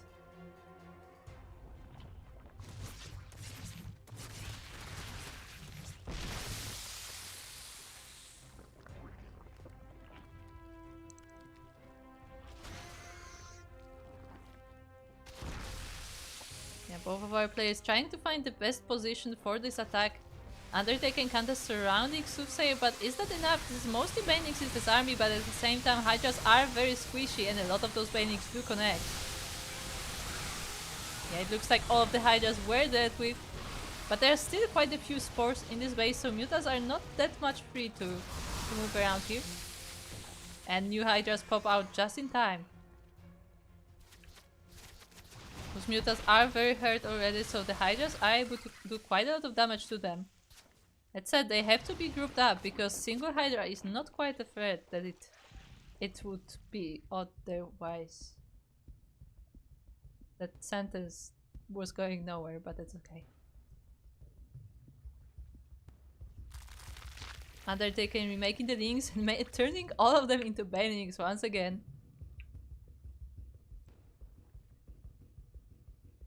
So definitely morphing a lot of units every time. Meanwhile, Soothsayer is getting some lurkers. I mean, I don't know how much lurkers will help against this really. Because while they're good against ground units, I don't know if they shoot like fast enough to deal with those Banings, which once again connect with the Hydras.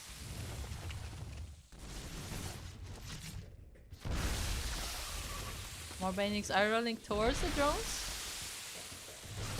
It looks like most of them were used for other purposes. Still 7 drones do die though.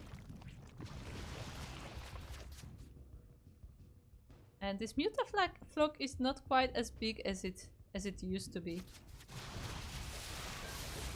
It's still able to deal with those single Hydras of course, but it's difficult for it to dive into the bases like it was before.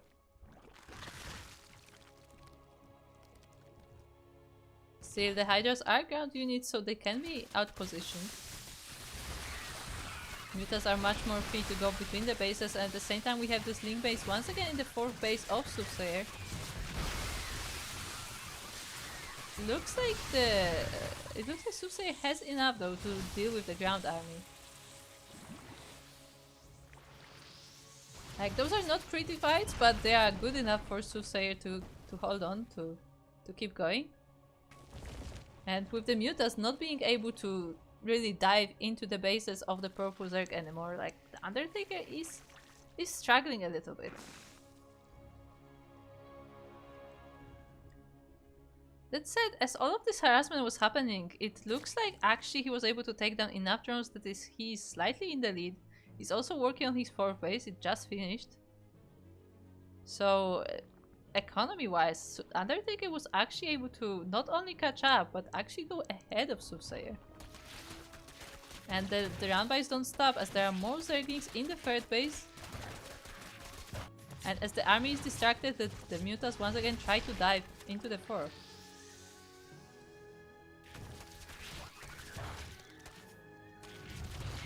So some very nice moves there from Undertaker to, you know, distract the army to dive in to get the damage done.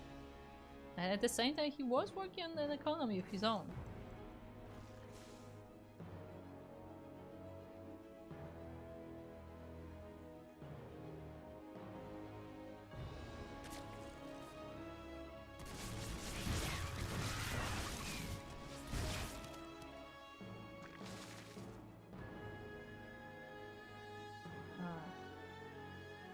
Shiny. All the particles.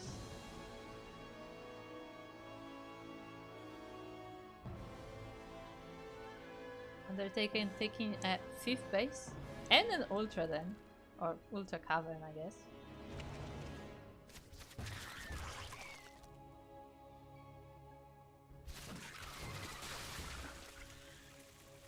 So I guess we will have Muta Ultra. I mean, I guess to be fair, Undertaker has not been making more Mutas, so it's mostly just Lingbane.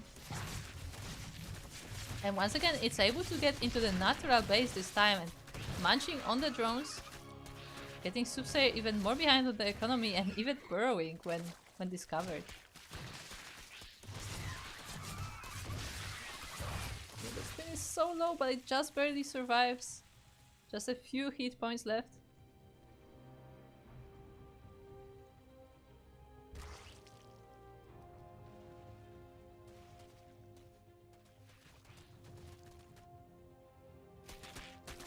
Zergling still munching on the bases of Soothsayer, and the Mutas are diving in once again into the main base. But there are a lot of spores there still. So with these numbers, it's not really easy to do.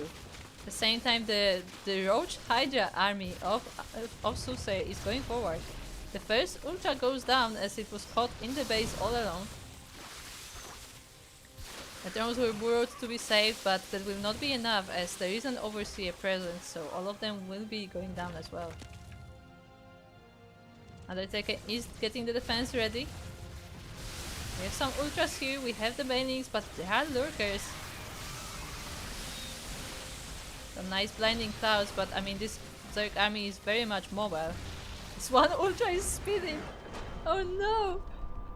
Anyway, GG is called, and it looks like it was not enough for us to say Undertaker will be tying up the series 1-1. But did you guys see that one Ultra? That's so fun. That one Ultra was a little bit confused by the ramp, and it was just spinning in place instead of fighting. It's been a while since I've seen something like that.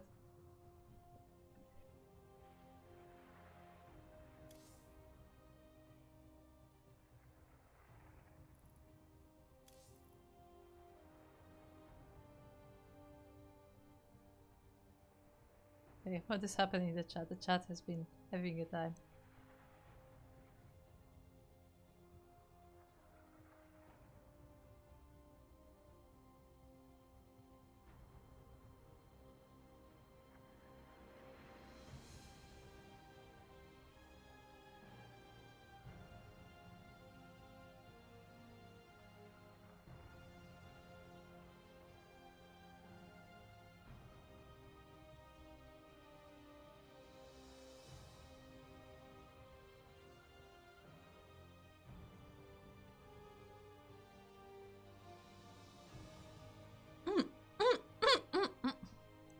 Sorry. My voice is slightly starting to die already. I'm waiting for the players to pick the next map. Also reading the chat. Yeah, apparently the whole chat is putting a lot of pressure on poor Captain Fish.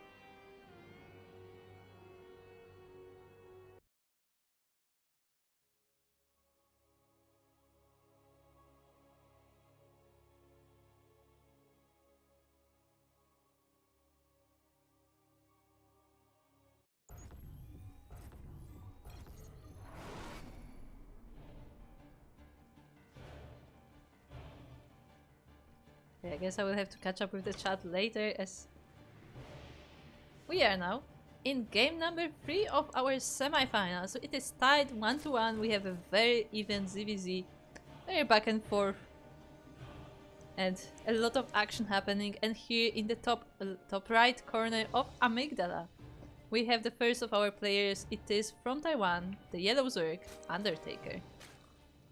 Oh, sorry.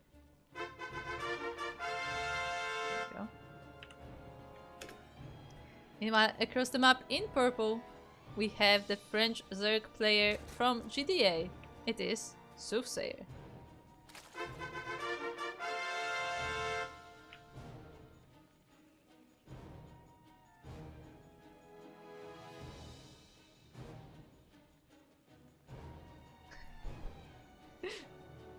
Look, Captain Fish, I just know that you're a very good player, okay?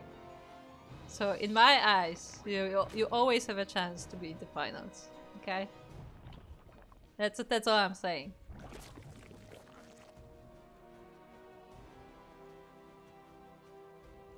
Also, just fun fact for those who don't know, Kura in Polish actually means hen, like a chicken. Yeah, fun fact. So I have people who call me Kura before, mostly Polish people, because they thought it was funny.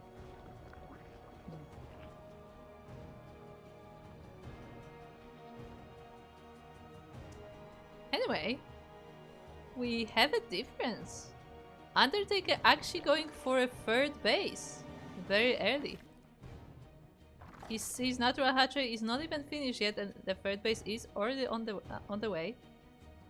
Before, we had Soothsayer always take that third base first, and Undertaker focus on 2 base mutas, but not this time.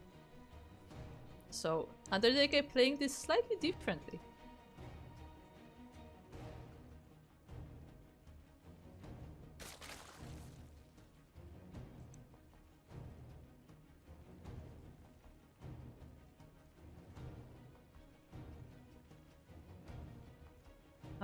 Oh no. Oh no. Apparently Captain Fish does not A-move, he T-move. Ah, okay. Different hotkey setup it is. It looks like Soothsayer is taking a third base of his own, but what he doesn't know is how many Zerglings are coming from the side of Undertaker, and there are quite a lot. The first 4 are on this side of the map already, but of course Soothsayer has enough to defend from that, but will he be able to defend from more that is coming? Undertaker is keeping them in the base for the time being, so hiding them from the vision of the purple Zerg. Also not getting his Binding Nest, this will be purely Zerglings. So Undertaker going for a straight link flood, meanwhile the Binding Nest of Soothsayer is about to be ready, so we will have to see some really nice micro there from both of our players.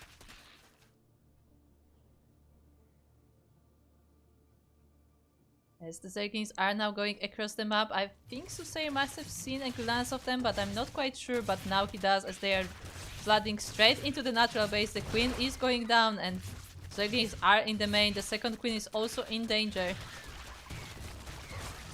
It does find a really nice spot there between the extractor and the minerals, but that is not enough. It will be going down. And with that, we don't really have much defense here left for Soothsayer. The Zerglings are popping out, but they are popping out one by one, so they're really trickling in. The first Blanks, though, are on the ramp. They're still morphing, they're halfway done. Question is, will they be done in time? Ooh, they're so close, but no, both of the Banings are denied. And now the Zerglings are in the mineral line. Undertaker with this link flood will be taking this entire series 2-1. Such a decisive game, number 3. Undertaker just takes it with a link flood. Very explosive ZVZ, but I mean, very well played. We had 2 really great Zerg players there, and with that, Undertaker is in the finals.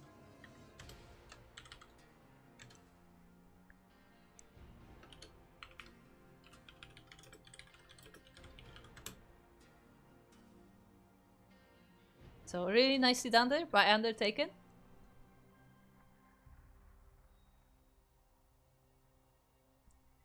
And yeah, GG to Soothsayer as well, because again, this was a really close ZVZ, like in all 3 games. Obviously, like the last game was very short, but it was not short for, you know, the lack of skill of either player. Like it was just a very explosive game, and Soothsayer tried to do his best with the defense, but unfortunately Undertaker just had enough. He just had more. And with that, we will be getting ready for the second semi-finals. So yeah, we'll go on a short little break as I need to, you know, find the players as they are most likely on the EU server, and with that we will be back for the second semi-finals.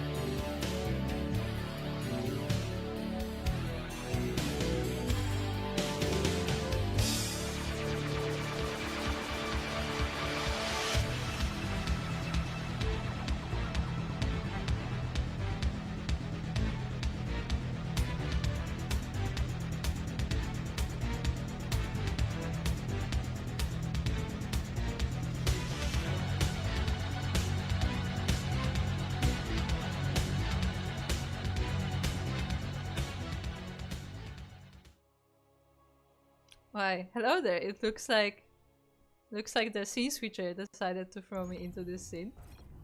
There you go. Anyway, we are back with the upper semi-finals of Master Swan Open number 88, our monthly 4.7k MMR Tournament. Where in the top left corner of King's Cove we have the first of our players. It is the blue Terran player representing SCQ. He is known as Vert, but you may also know him as Dizzy Dwarf. There it is.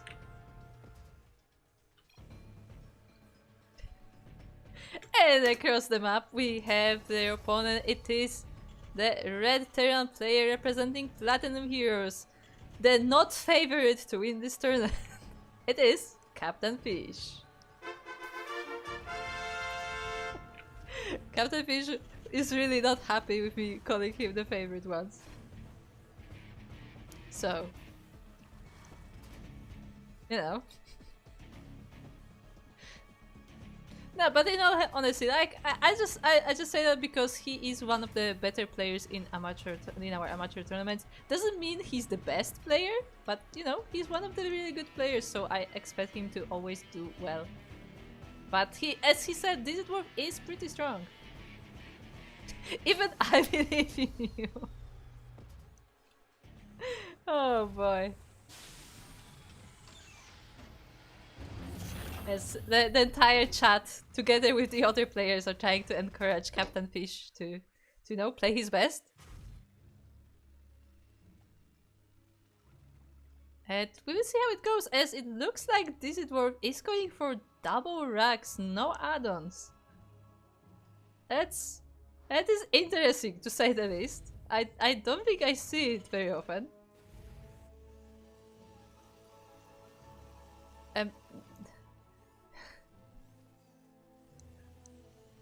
Meanwhile, Captain Fish is going for Marauders without any other units. Marauder first. We have no Reaper, no Marine, nope, just straight up Marauders. Okay, so we're starting with some fun games.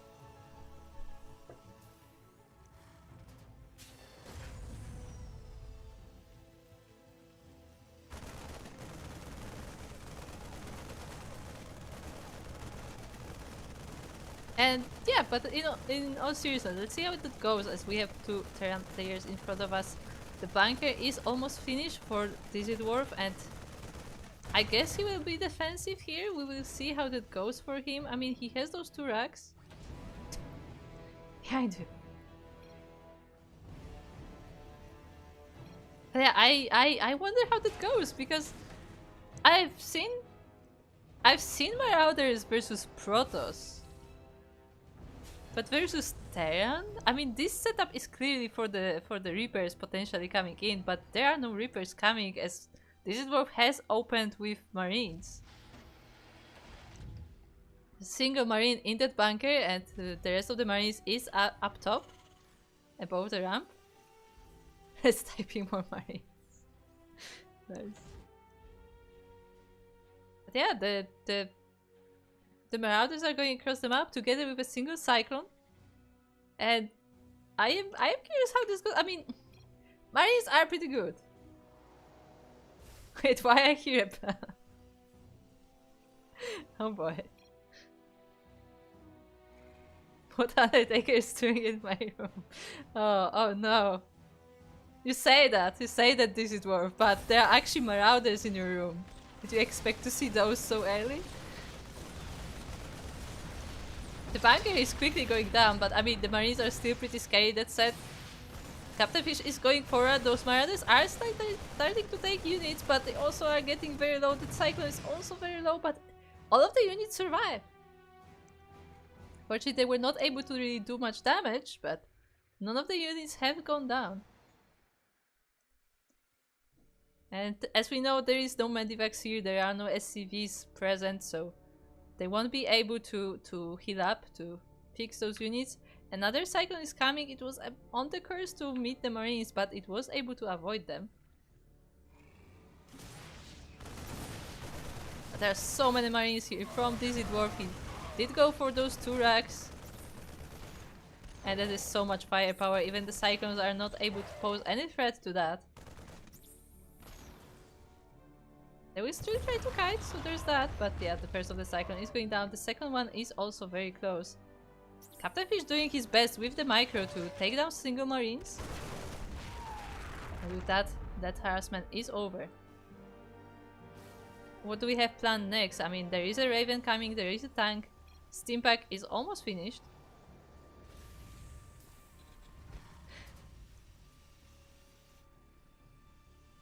Meanwhile, what is the plan of Dizzy Dwarf? I mean, he got all of those marines, but he didn't do anything with them, you know? Like, he just focused on the defense. He didn't scout Captain Fish either, so it's not like he was like, oh, I'm gonna be defensive. No, he just made the marines and he just has them. He has the marines. But now the medivacs are out. And with the medivacs present, it looks like this dwarf decides that this is time to attack. This is time to do some damage across the map.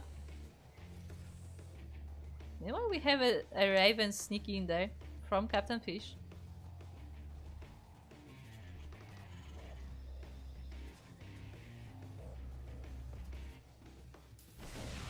Oh, a nice turret there. Dizzy Dwarf does spot it, but it's still 3 SCVs will be going down, and I mean, I guess some nice scouting for Captain Fish as well. But all of those marines are ready and waiting to get into the bases of the red Terran.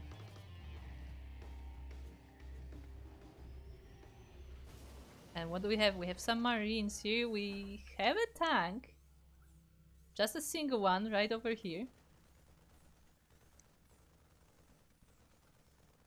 As this is happening, Dizzy Dwarf is taking his third base. Ooh, nice drop on top of the tank from Dizzy Dwarf. It will be going down. The marines of Captain Fish were not there in time. But the second tank will be able to deal with most of the marines. So Dizzy Dwarf cannot really go forward. At the same time, another 4 SCVs going down to that Raven, but I think the Raven was killed. Question mark? No, actually not. The Raven moved away. Wait, where is the Raven? It just... yeah, just went home. Okay.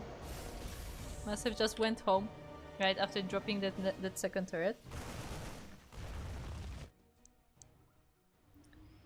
Still have a few more marines here from Dizzy Dwarf, but obviously this is not a big force, so as long as Captain Fish is aware of them being there, they shouldn't really do much damage. And as we see, Captain Fish is aware, as he even sends a scouting marine to make sure that the landing zone is clear for that orbital. Ooh, but he doesn't have enough marines actually, and it looks like this dwarf will be overpowering this force. And I mean, even those few marines have so much firepower that this orbital is in danger.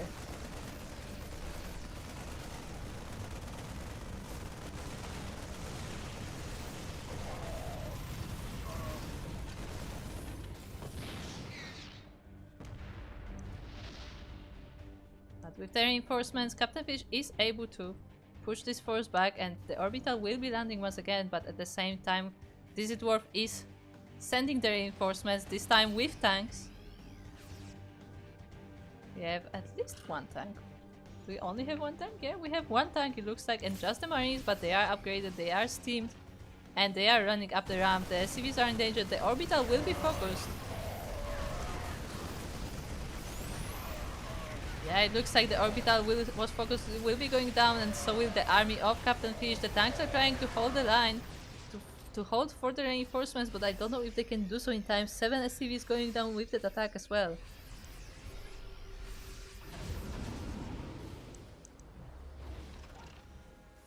Captain Fish is getting ready for the defense in the natural, but Dizzy Dwarf actually packs up the units and goes straight for the main base, straight for the production. And with so many marines, as the units of Captain Fish are trickling in, GG is called, and Dizzy Dwarf will be taking game number 1.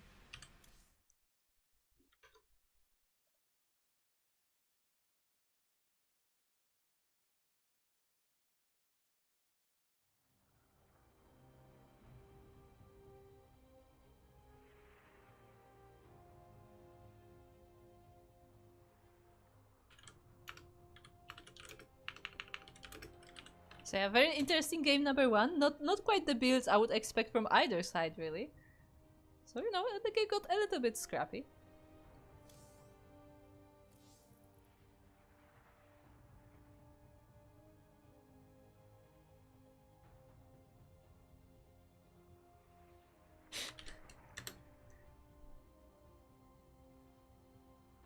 As Captain Fish. He's still focusing on the fact that he was called a favorite. So, you know, there's a lot of pressure on the favorite. I mean, look, let's be honest. Sarah was saying that as well. That once you win the tournaments, like there's a lot of pressure on you to win more tournaments. Like it's really not easy for the favorite. I am being awful right now.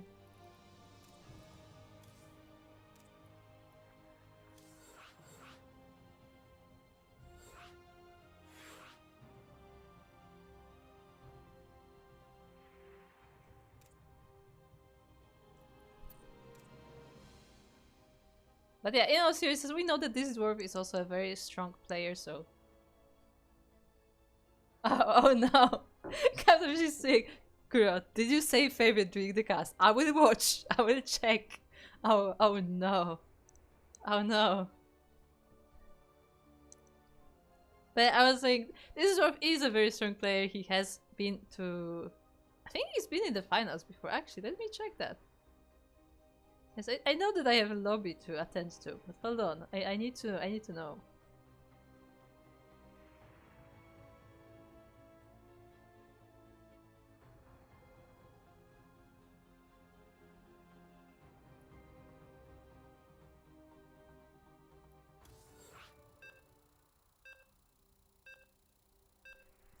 Okay, so Dizzy Dwarf was in finals twice of MSO and has won one of them, and the one MSO that Dizzy Dwarf won was versus Captain Fish in the finals. So there's that bit of a fun fact for today.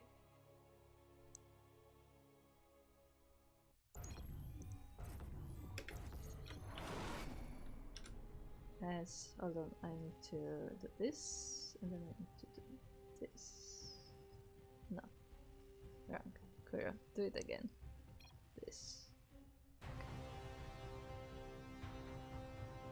Anyway, we are here on Ultra Love for our game number 2 of this semi-finals. As a reminder, this is the last series, I mean the second series before the finals, so either our blue player wins this game and we'll be going into the finals, or maybe our red player can tie it up. Meanwhile, we have in the top right corner, it is our blue player. It is from Poland, representing SCQ, Wert, or Wert, also known as Dizzy Dwarf. I said that before. I have a hard time when I'm trying to read and speak at the same time. And across the map we have our red Terran player representing Platinum Heroes from Germany. It is Captain Fish.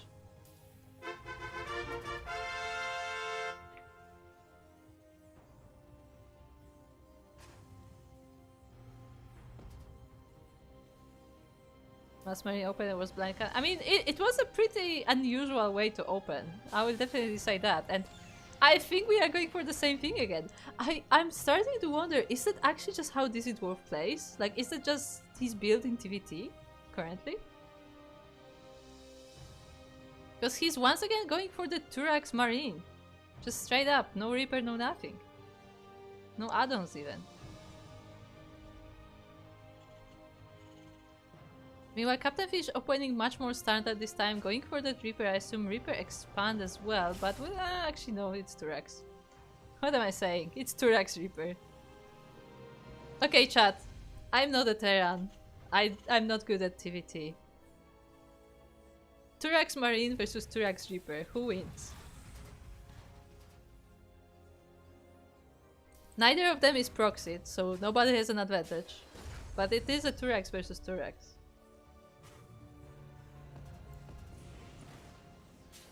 And we have the first Reaper of Captain Fish in the base of this dwarf. I was like, what is this? As he once again sees those 2 racks, he sees those marines.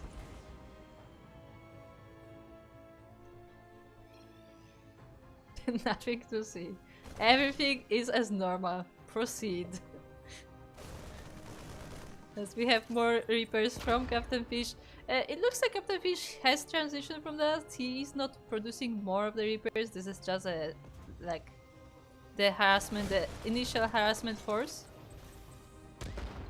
So he will not be committing into this attack, but still a very interesting start to the game once again.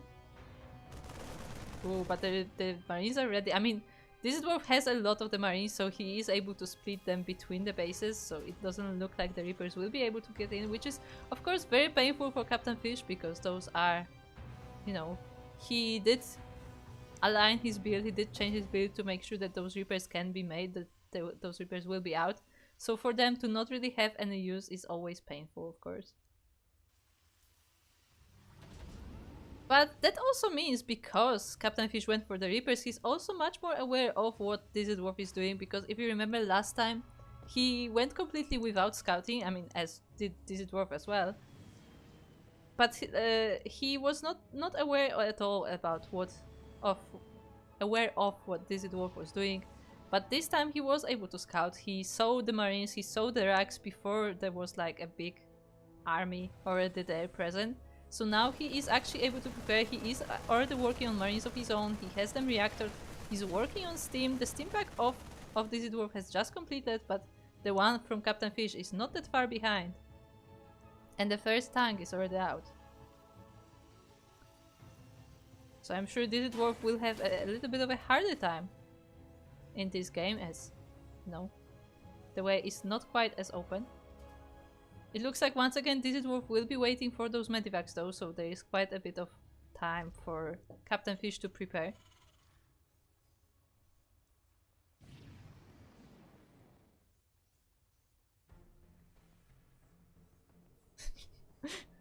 The chat is quite excited for this series. I mean, both of those players do frequent the chat, so our chatters are fairly familiar with them. I mean, especially Captain Fish, I see a lot around, but this is dwarf as well. So yeah, it's one of those series where like you have 2 regulars of the channel battling it out, and you know they obviously have a lot of support from the chat, as you know, as they are familiar.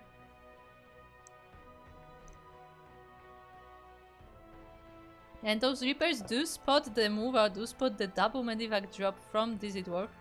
But did Captain Fish see it? I mean, he has the tank, he has the marines. He's even sending a marine out to make sure he knows what is going on. And he will just barely catch those medivacs, I think. But they were on the very edge of his vision.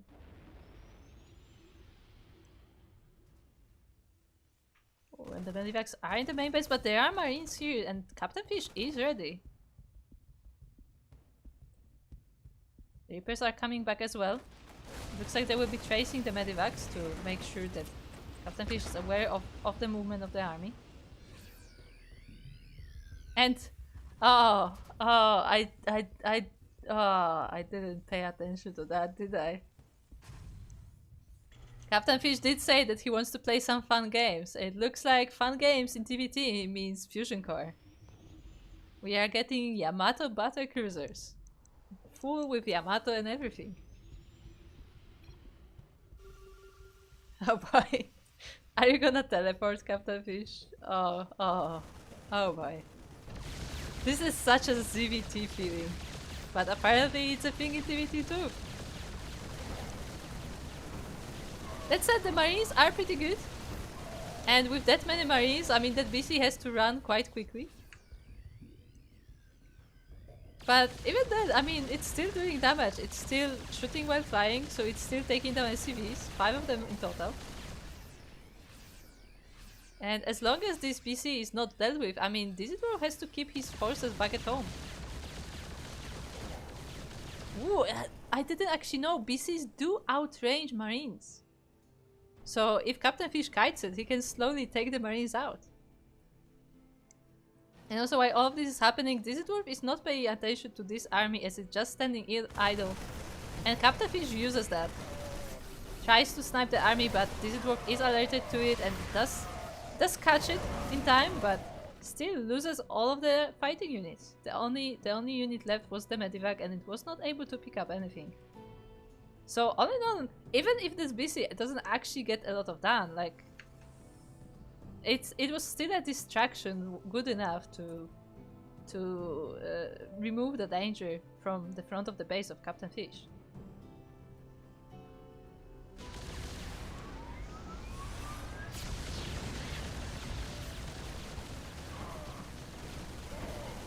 And now we have 2 BCs, but that one BC was unfortunately a bit too close, and so was the second. It looks like didn't quite work out as both of them were focused. So that was it for the BC aggression, but that also means that because this dwarf was busy back at home, Captain Fish was able to build up an army in the meantime and is ready to move out against his opponent. This dwarf of course still has a lot of the Marines, so has to be careful, and he is going forward to meet the enemy. The tanks are not siege as they are all stuck on the ramp. And as when they do, the Marines are already gone, so they don't really have the support.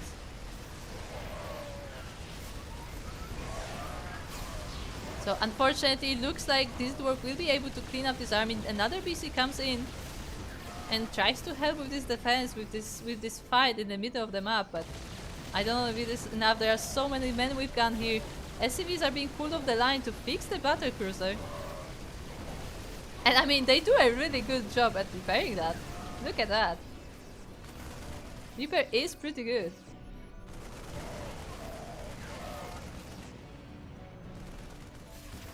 But this is still not over. There are still so many units from this dwarf. Species once again in danger. It will actually teleport out.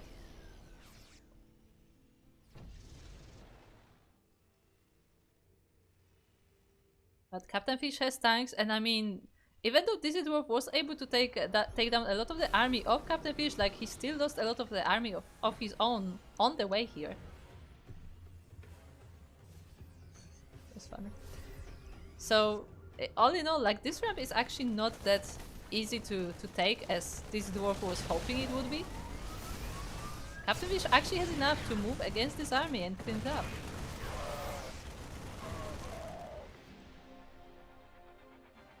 But this is of course not the last word of this dwarf, as he is running more units. He has the reinforcements ready. There are more Marines, and they are just Marines. I just like to point that out. Those are just Marines. There's no Marauders, no tanks, no nothing. This dwarf is going straight man with gun. Of course there are some Vikings joining in as well to help with the BCs. But definitely the main part of the army for this dwarf is those Marines. They are upgraded Marines of course, and they even have +1/+1 right now. Which is very important, as unfortunately Captain Fish is caught a bit off guard. The entire army, or half of the army, was in the third base, and that was enough for this dwarf to just go straight into the natural. The army has since joined in. The pieces will try their best to defend from these Marines, and it looks like it will be just enough. Yeah, Captain Fish does clear this attack. That was a very long Yamato, but it did work. But we also have to keep in mind, of course, that once again 11 SCVs did go down. I mean, like, as well as Captain Fish is doing with these PCs, like, he is losing workers, he is losing economy, so this dwarf of course is ahead in that. And eventually he should be able to outgrow the economy if Captain Fish is not able to catch up in those workers. I mean, mules are pretty good, but this is a TVT. So both players do have those mules.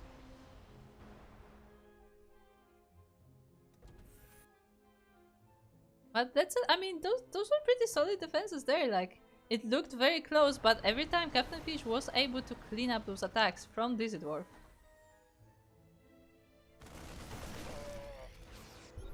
Also has a spotter marine to make sure that he's not surprised by another attack, and he's going forward with his marines towards the marines of Dizzy Dwarf. Unfortunately, we have to remember the upgrades, as Dizzy Dwarf already has +2/+2 versus +1/+1 of Captain Fish.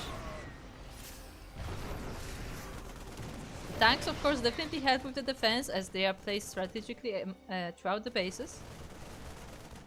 And the Vikings alone are not able to fight this fight. Another wave of reinforcements from Dizzy Dwarf is coming across the map.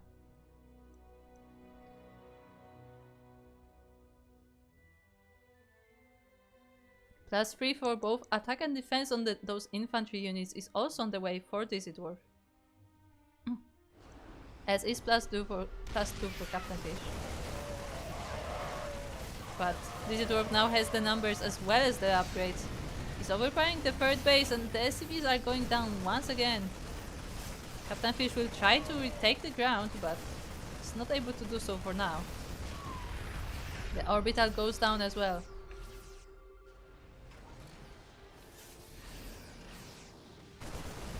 Ooh, the tank gets sniped as it was not fast enough to move away from the marines.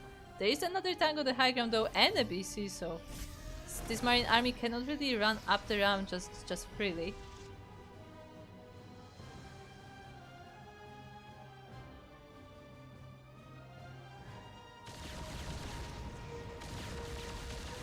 Another BC goes for harassment, but there are so many marines here. Yeah, even the Captain Fish points out that there are so many men with gun here. This dwarf definitely not stopping with the production. He started with a lot of marines and he's continuing the game with a lot of marines. As this BC tries its best to do some damage, but it will be eventually taken down.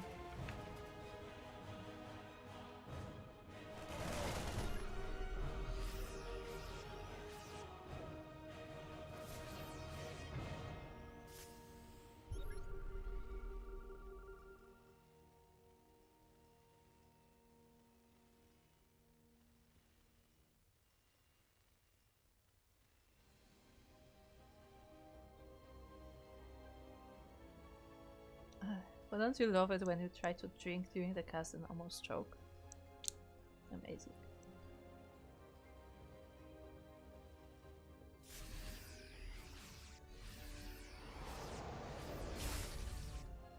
Anyway, as I'm trying to stay alive. Oh, okay, I see. This dwarf is also trying to get somewhat interesting, as this army will actually get cleaned up despite the upgrade advantage. Captain Fish does have the numbers, but this dwarf is going for force. I guess he has had enough of the BCs, just going straight for the force, and he produces 3 at a time too. So this sure will be an interesting game.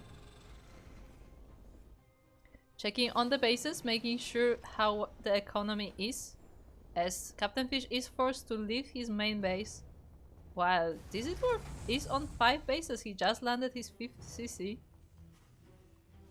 He didn't even have to leave his main base or natural. And it looks like Dizzy Dwarf plans to attack as Captain Fish once again tries to retake that 3rd base. Now with the Thors going forward as well. And as Captain Fish sees the Thors, he's like, okay, yeah, nah. GG is called. Dizzy Dwarf will be taking this series 2-0.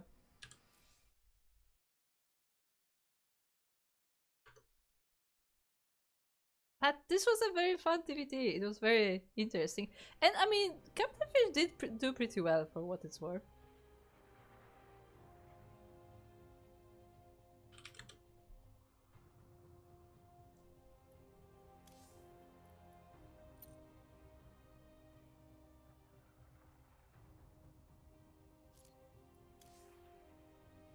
Ah, Dizzy Dwarf is not a fan of playing on Americas. But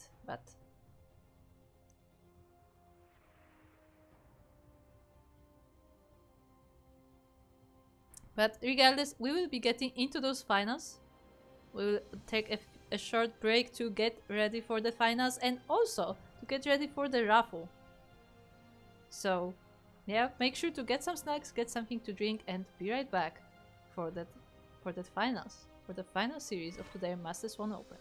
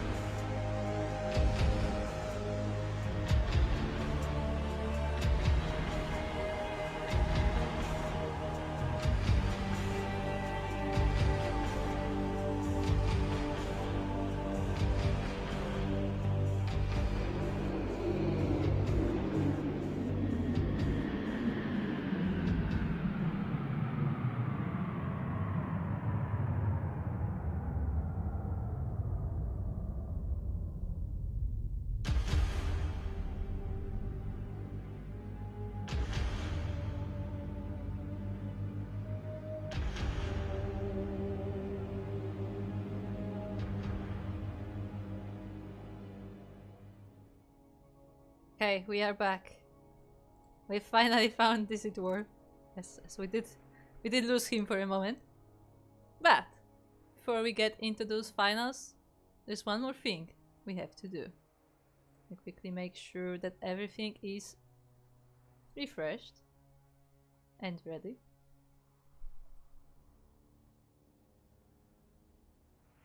Yes, we are now ready for the random raffle. What is a random raffle? Well, if you are new here, then you may not know, but if you have been here for a while, then you have heard already. But for our tournaments, for Ducklings Open, Master Swan Open, and for Sparkling Tuna Cup, we have a random raffle, which means that every person who plays at least one full series, so no forfeits, no no-shows, if you play at least one full series, you are eligible for extra $5. It can be someone who lost in the first round, it can be someone who is in the finals. We don't know, as again, it is a completely random, but yeah, you have a chance to get something even if you don't go very far. So without further ado, let me randomize. And today, the winner of random raffle is Cute. There you go, congratulations to Cute, who we have seen in the first round versus Yakuzaku, right? Yeah, versus Yakuzaku. So the person who has lost in the first round this time gets a random raffle, $5. So yeah, congratulations. So yeah, Cute, if you hear this message, make sure to join the Macherino, because we do payouts through Macherino. And without further ado, let us get into the finals. Our players are already in the lobby and waiting.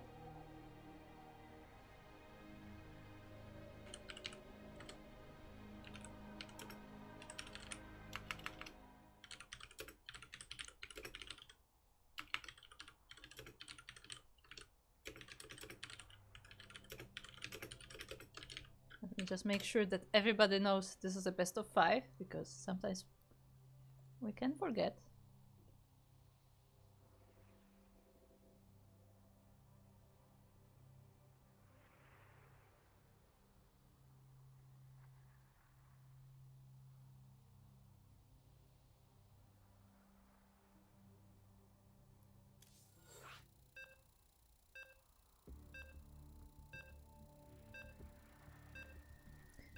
So yeah, without further ado, let us get into those finals. We have two very good players from what we have seen so far.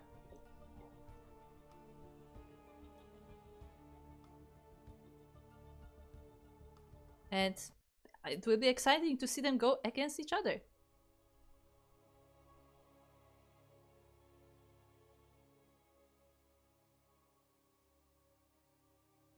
And this is where I'm trying to remember what it was that Undertaker went for in the previous ZVT that we've seen him in. But as we know, my memory is very good.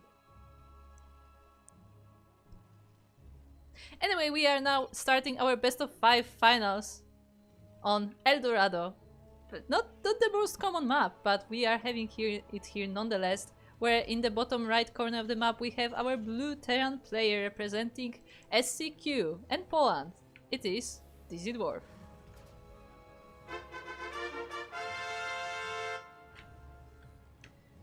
Meanwhile, across the map, we have his opponent. It is the yellow Zerg player from Taiwan. As far as we know, not representing any clan, but maybe we will get updated on that. But it is Undertaker.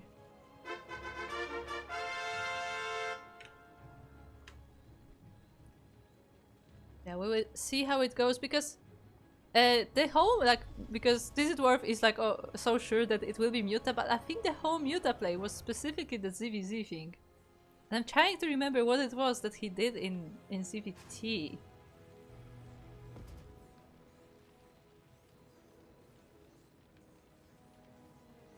I think...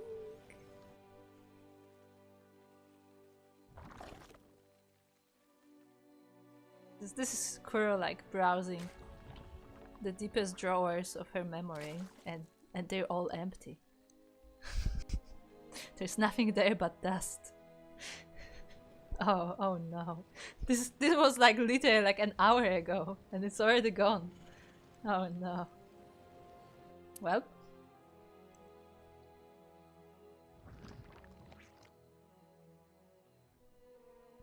Oh yeah, shout out to Davidos, as Captain Fish is giving a shout out to Davidos as well. That Davidos always plays in the tournaments. He's not the best, but still shows nice gameplay. And I would like to second the shout out because Davidos is one of those players. Actually, Captain Fish does that as well, to be fair. But like, they were some of those players who play in all tournaments that they are available for. So they don't only play in the amateur tournaments, but they also play in the open tournaments. Even though, you know, they clearly are not on the level of the pro players because they are amateurs. But they still try their best, they still show the best games they can, and, you know, they participate, they get the tournament experience, and, you know, even if you're not the winner, like, the experience still counts. The learning still counts because, you know, you get to play versus, like, very good players, so you get some proper practice, and, you know, it's still worth it. So shout out to all the amateurs who try their best in the open tournaments, as I have done so myself as well in the past, so I can definitely recommend it.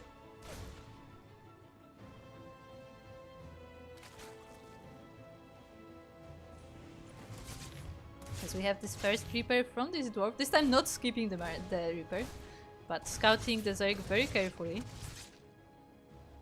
Poking at the Natural, doesn't quite see the main base, but there isn't much to see, to be fair.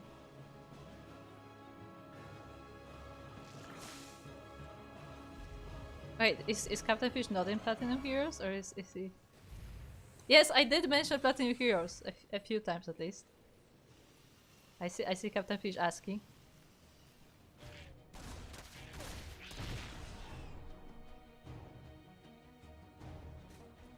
I mean, sometimes I forget when I don't see any logo next to the base, but it did pop up, so I did remember that.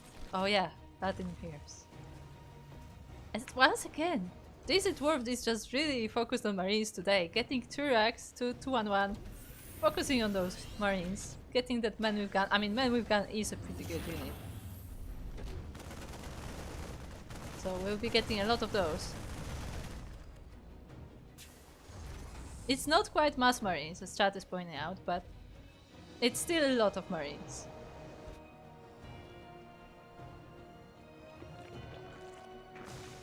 Meanwhile, Undertaker able to take 3 bases, and he's actually not getting any tech.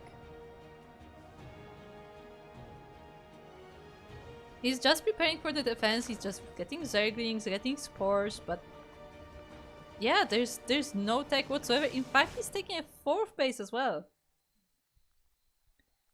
Undertaker being really cheeky in an economical way. And I mean, we'll see how that works for him, because 2 medivacks are going towards the bases. There are queens, there are spores, but there are barely any units. There are 11 Zerglings right now, there are 12 more on the way.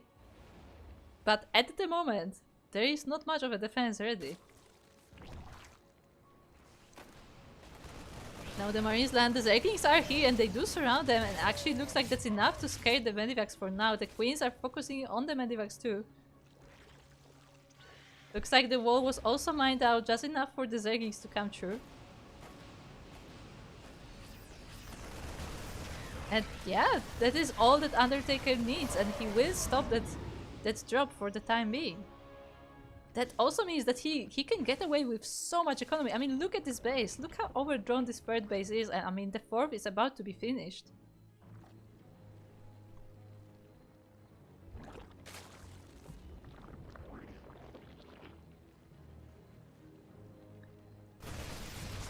Meanwhile, this dwarf still trying to shave off whatever units he can, because I mean, every unit taken is still a little victory there. But definitely not quite what he expected to see across the map. And even though, again, even though Undertaker didn't have a lot of defense, like, that was just enough of defense, you know? The drop is now being reinforced by another full medivac. But at this point, the banelings are already out. The speed is not finished, so that's important. But the banelings are morphed. And yeah, I mean, Undertaker is paying attention to this. It doesn't look like this dwarf is able to get in.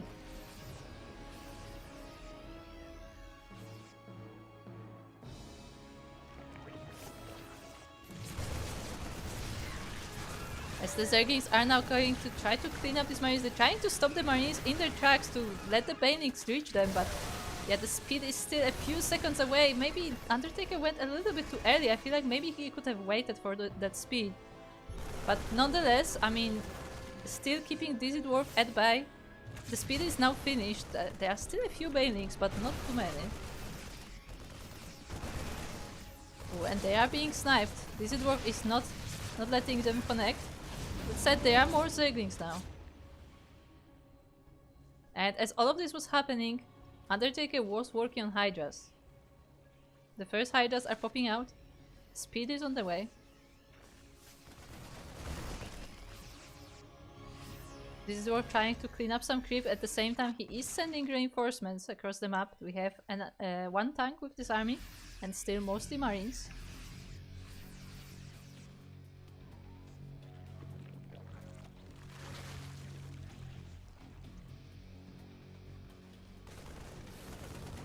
Undertaker also a bit supplyable because a lot of the overlords were sniped on the way. We can see that in vision on... That was very smart, Kuro. You can see that in the vision on the minimap that like it's much darker now because Undertaker does not have all those overlords all over the place.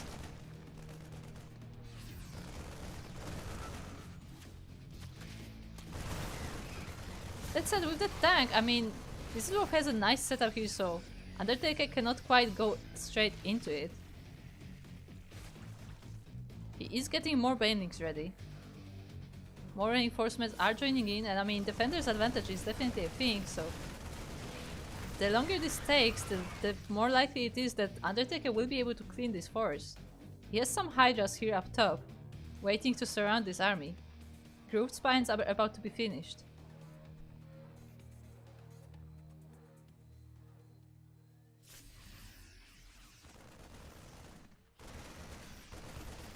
So as Dizzy Dwarf is focusing on these small skirmishes in the front, he also has a drop in the main base. And that one has a tank. So while those queens maybe would be able to deal with the Marines, they're not quite ready for the tanks, so the Zerglings have to be pulled here. But as this is happening, the army of Dizzy Dwarf is also trying to push forward, but it's met with the Banelings. So all in all, neither of these attacks is actually successful. I mean, there are some losses, but not that many.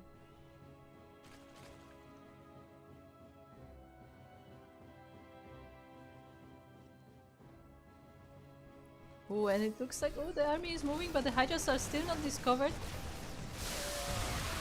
Visitors still fighting the Linkbane on the front. And now the surround is ready. The Hydras are coming in, they are dealing quickly with the tank, and there is Linkbane that is with the Marines. Some of the bio, I think, got evacuated in the medivac. Yeah, we have one full medivac that does evacuate, but the rest of the army has been destroyed.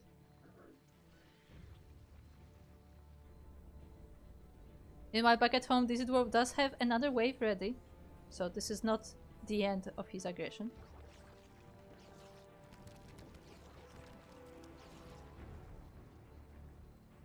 But because Undertaker has been keeping this dwarf at bay so well, he is able to go into hive, getting burrow as well. I mean, definitely something that Undertaker likes to do.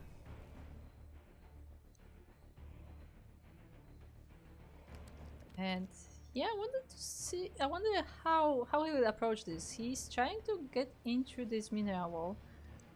I actually don't remember how the mineral wall looks on El Dorado. Like, is that how it just looks normally, or was that mined out? Nonetheless, Zerglings are running into the natural base. They find that tanks still sieged, and they are able to do quite a lot of damage on them and actually taking down both. And with the tanks out of the way, more Zerglings are flooding into the Terran base. Those are just Zerglings, so you know, they're not the strongest, but they do damage. At the same time, though, we have an army from Dizzy Dwarf at the top of side of the map, finding that fourth hatchery of Undertaker and taking it down.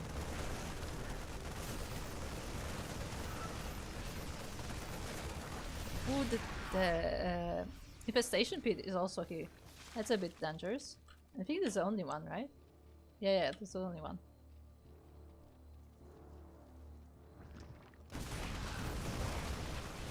But the main army of the Zerg does now find the Terran. The Benix are rolling into the bio. And most of the army is cleaned up. Two medivacs do escape with their cargo. Or I guess with their passengers. Cargo is kinda, you know... They're not objects.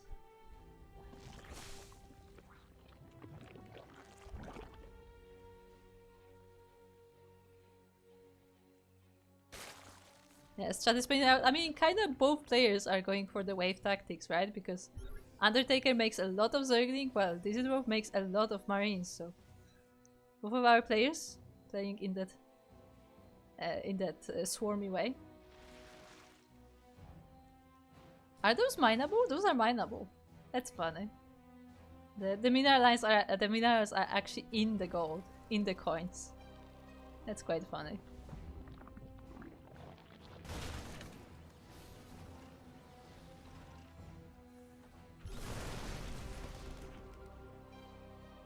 As we have another wave of the Terran army, and the Zerg is trying to clean it up, but has to be careful because there is quite a nice setup from the Terran already. Nonetheless, Ningbe is diving in time and again, trying to deal with this bio army.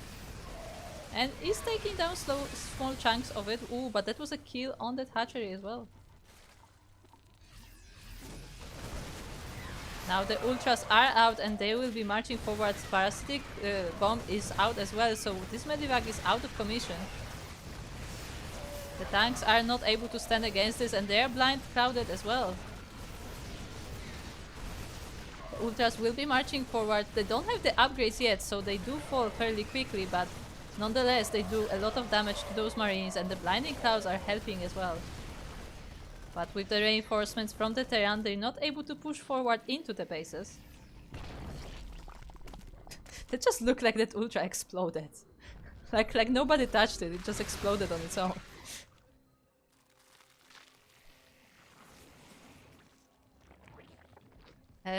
I'm new to this tournament, how can I participate? This tournament is open to anyone who obviously have the required games and is below 4.7k MMR. This is a monthly tournament, as well as Ducklings Open, which is for Diamond players. Both of those are monthly. Although it looks like the next edition may be in February, because January's schedule is very busy, so it's possible that the next tournament will be in February, not in January. So yeah, keep an eye out on our socials for that, but other than the MMR requirement and game requirements, anyone can participate no matter the region. So yeah, feel free to sign up. Feel free to follow us either on Discord or other socials. As the ultras are dealing with these tanks and once again are marching forward. This time they do have chitinous plating.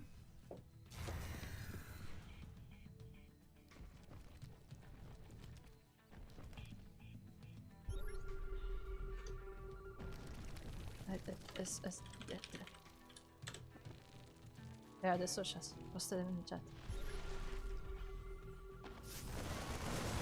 Well, the spelling landmines don't quite work as they were scouted immediately, they were scanned, but nonetheless the tanks are pushing forward, they're getting on top of the planetary as well. That said, this is not the ideal position I feel like to push into the Terran, but still with the blinding clouds it seems to be working decently well.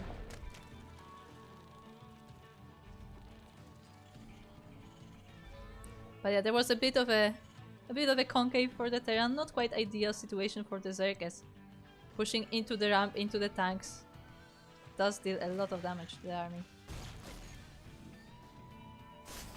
And it looks like the Undertaker has missed this small contingent of the army. It's actually focusing the hatchery and will be going down. At the same time though, the armies are also clashing at the top side of the map. So there's a lot of action happening in various places and both of our players have to stretch their attention to keep up. This is a bit of an ambitious base, but okay.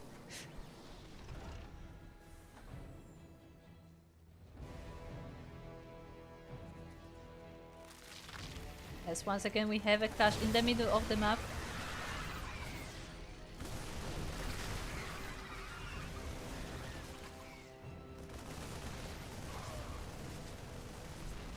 Ooh, this hatchery was killed. There was no cancel there. This hatchery will also be going down, although it was already finished, of course, so no cancel available. Oh, this is actually not in range of the tank. No! Yeah, with the scan it will be, but don't send the drones there. It's not safe.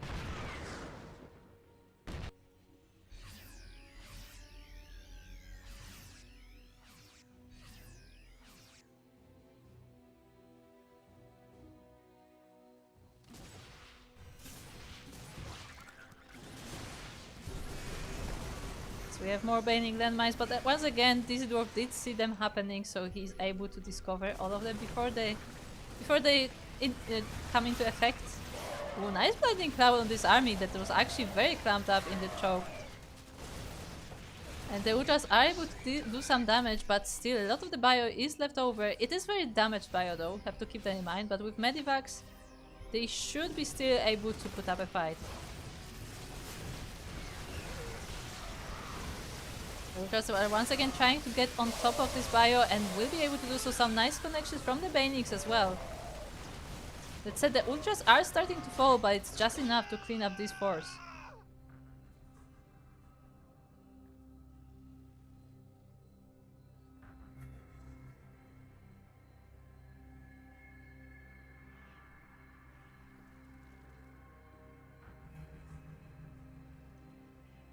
We have another wave of the Terran already finished, already waiting. Zerg has remade the Ultras as well.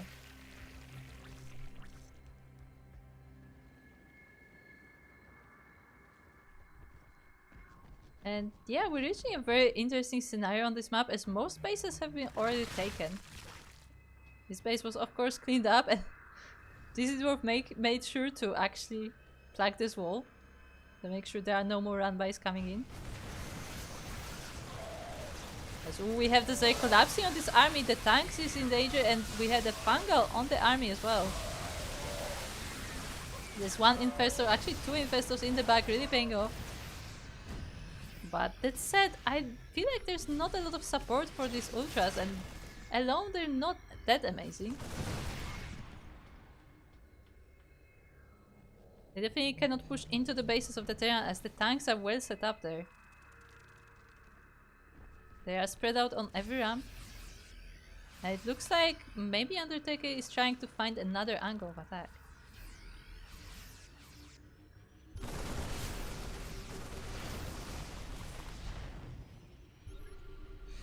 So close. So close. Come on, you can do it. No, he wasn't looking. No, it was so close.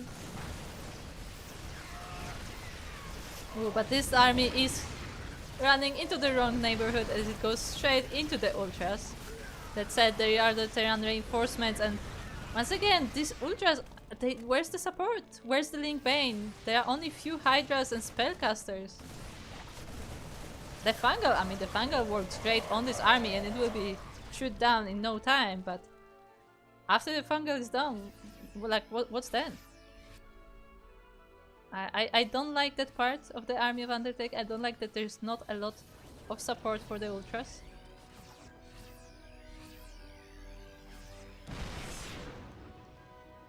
Nonetheless, the game is still pretty even. Undertaker is actually maxed out on this army. So what do we have in the maxed out army? There you go, we have some Banings now. We have 6 Ultras, 6 Hydras, a few Spellcasters. Ooh, and actually catches this army of the Terran with the Blinding Clouds as well. All the tanks are already gone, and it's just the Bio army with the Medivacs. It is running into the base of the Zerg, but it's actually the Terran who is trapped here, and the entire army will be cleaned up. And do we have another force for our blue Terran?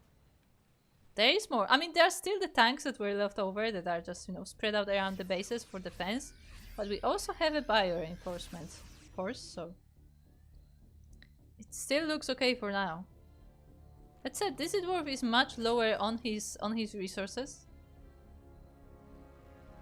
He is mining a lot, but he also doesn't really have a bank left over. And we have to keep in mind that when most bases are taken, almost all of the bases are taken, like those mineral banks, those resource banks are actually becoming important, because later on, like, there will be nothing to make the units with.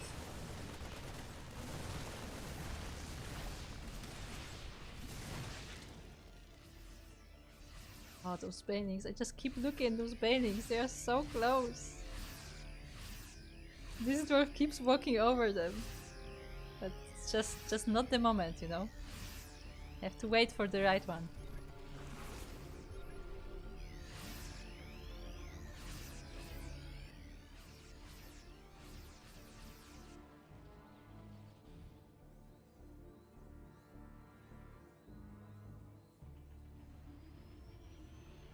Okay, there are some banelings in the middle.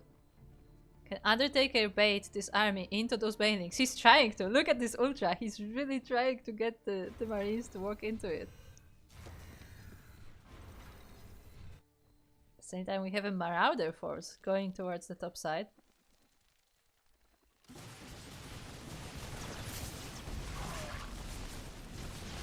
And banelings will help with this defense, but obviously marauders are not as fragile. So the banelings do have to do some more. Oh, actually the depot was destroyed, and it looks like the banelings sorry, the zerglings are getting into the bases of the Terran once again. Just a small contingent though, so isn't able to really do that much damage, but is able to provide a distraction. As the entire Zerg army is now rolling into the bases of the Terran, there are a lot of tanks here, but they are being under blind clouds. What a sentence, Kuro. And most of the tanks do go down, but not all of them. Zerg army has to move back once again. At the same time, we have some harassment force over here. Oh, actually the Ultra's cover is so low, and this being focused, it's not transfused again. So no more ultras coming out until that ultra cavern is remade. It is on the way. It was already placed, but it will be a while before the production is up and running. This gold base is also in danger as the Terran army is pushing forward. I like how we can see the minerals and gas on the ground. But the hatchery is focused and it will be going down.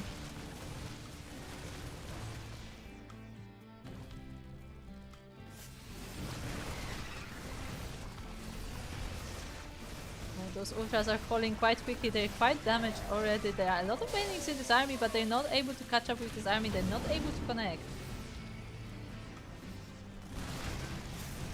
But the smaller force may fall prey to the Zerg. Tanks are safe though.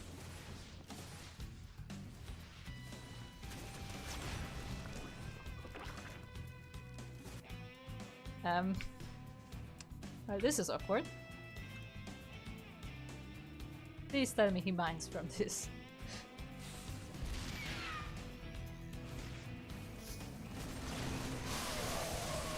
As actually, the Zerg reinforcements are not here to help out. I mean, they are the forward banelings, so they can still definitely help. Oh, nice fungal as well. But yet the banelings are not quite able to do their job, as this is mostly a marauder army.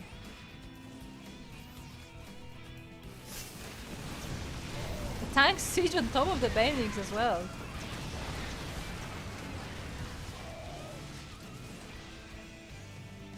Yeah, this is suddenly looking a little bit scary for Undertaker. I mean, he still has enough to defend, but those engagements are getting increasingly tricky there.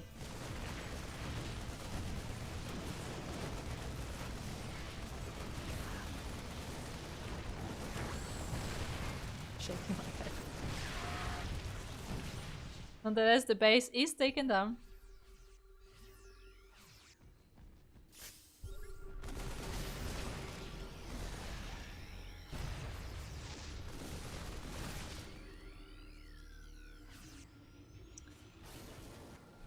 It looks like Terran is getting more ground on the map, but this is not over yet, as Undertaker is once again rolling into his army with the Ding Bane, with the Ultras. It looks like he will be taking down most of it. But can he clean it up? I mean, the Ultras are starting to run out, the Zerglings are starting to die as well, but it looks like it's just enough to push forward. Planetary, of course, deals a lot of damage. There are tanks set up all around the place as well.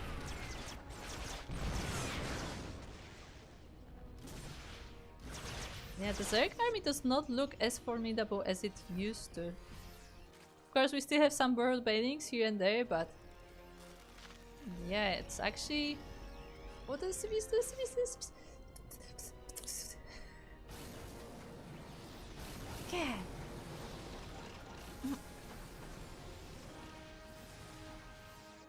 Look.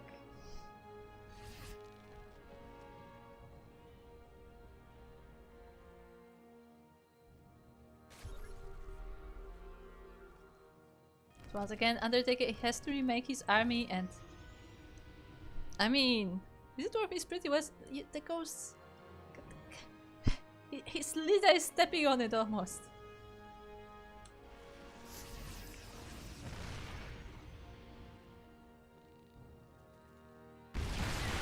Well, we have the main Zerg army coming in towards this Terran setup, so has to react to that, as the Lynx and Ultras are actually chewing through this entire army, through this entire force. Still, the planet seems a little bit scary, but this newly set up base is definitely juicy picking for Undertaker. So once again, this base will not stay in possession of one player for a very long time.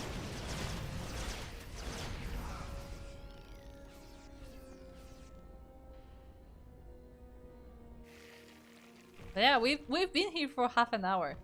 I just realized. We've been here for half an hour. This is game 1 of the finals. I mean, once again, it shows that we just have very, very good players, very evenly matched. And yeah, let's see how this series goes.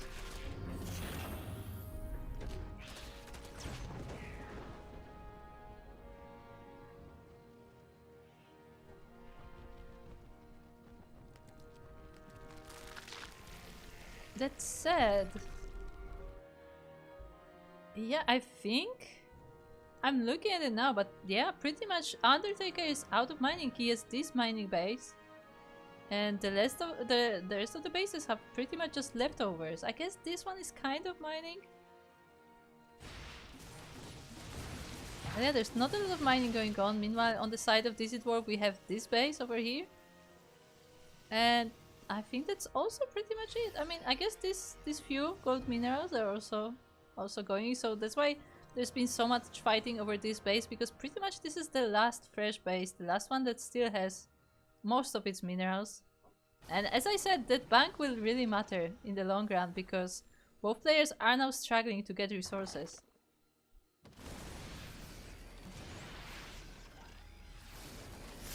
Oh my god, I read that. Why did I read it? So once again, Terran is threatening that base, so Zerg has to react. We have Banings, we have Ultras going forward, dealing with the Terran units. The tanks are gone, it's just the bio now. I mean, this planetary does stop the army for the time being, but with this many Ultras, they actually can overpower the repair. Undertaker is going forward, but it looks like there are enough Marauders to stop this push for a little bit. But after a quick regrouping,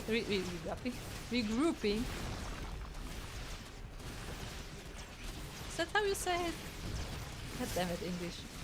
Undertaker keeps going forward, the reinforcements are coming, and this dwarf is forced to pick up, but he lost the entire base, he lost the planetary, which was, I mean, a strong part of his defense.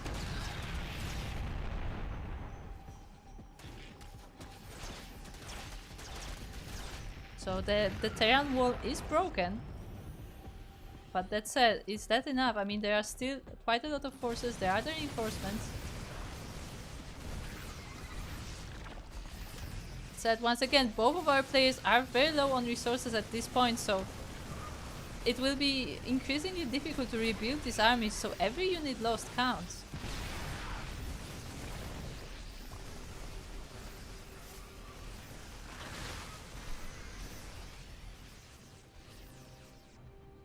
They're like also losing all of those drones on the last mining base.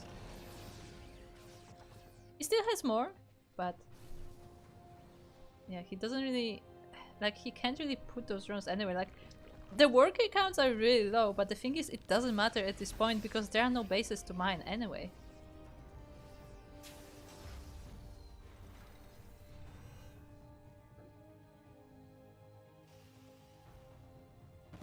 They're like trying to hit another mining base of this dwarf. We'll try to destroy his economy as well, and we'll be able to take down that planetary.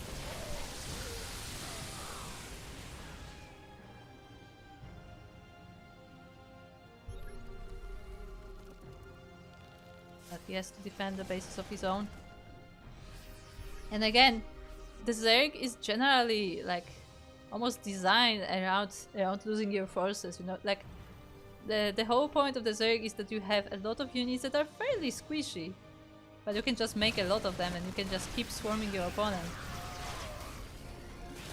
But yeah, now every unit counts. All those Zergis, all those Banelings lost, they actually count because it's increasingly hard to remake them. Undertaker is out of resources. He has basically no mining base. I guess technically this one is a mining base, but it's not a full base.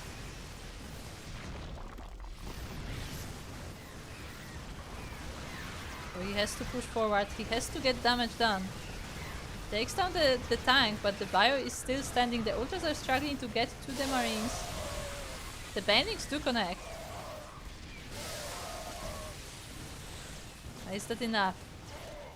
Did Undertaker take down the entire Terran army? Or is there more coming? I'm afraid there are still reinforcements.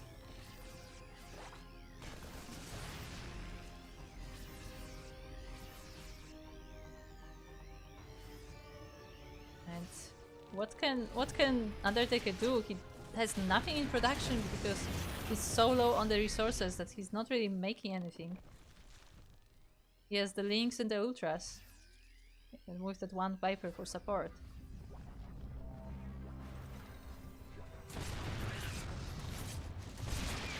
Drones are trying to just straight up steal the minerals. Not even trying to set up a base anymore. And the last Ultras are starting to die down to the Terran army in that desperate attack. GG is called. Dizzy Dwarf will be taking game number 1 after 35 minutes of El Dorado. What a game. This was game 1 of a best of 5.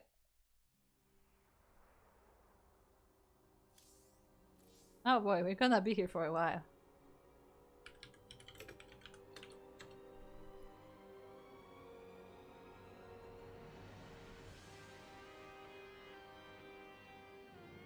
Now, what has the chat been saying for the past half hour?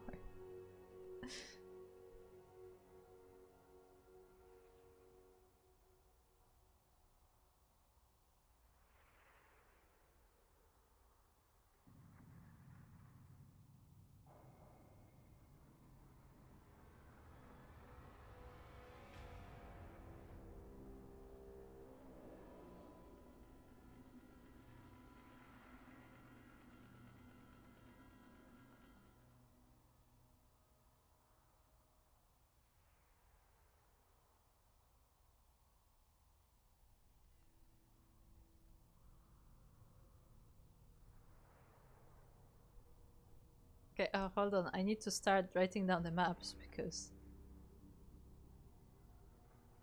I may actually forget what we already played.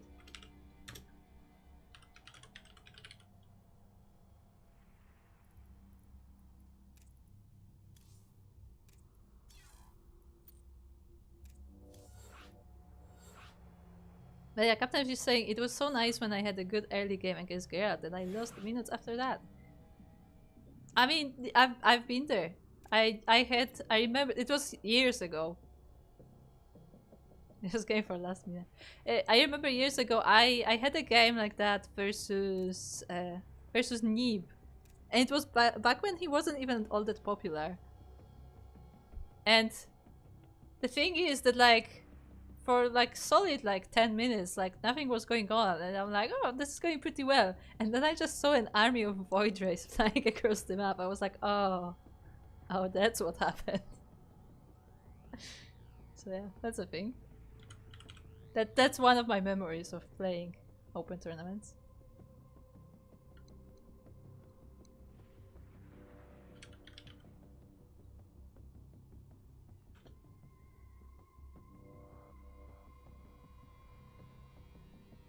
Okay, our players are ready.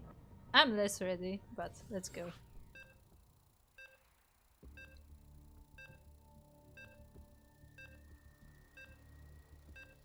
Hold out until the Hyperion arrives. Yes.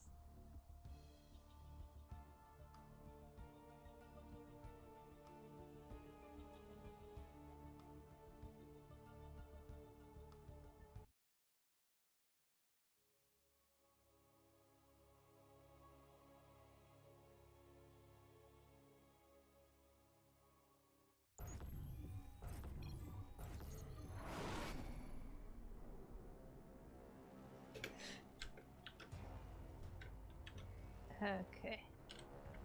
Okay.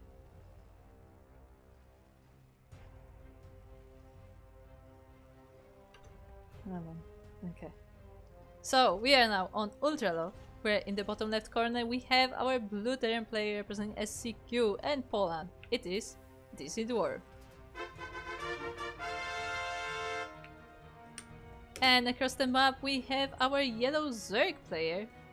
We don't know what clan he's representing, but he is from Taiwan. It is Undertaker.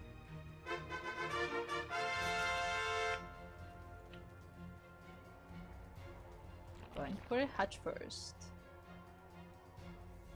Well, I assume we will get a Reaper expand from this dwarf, but we will see.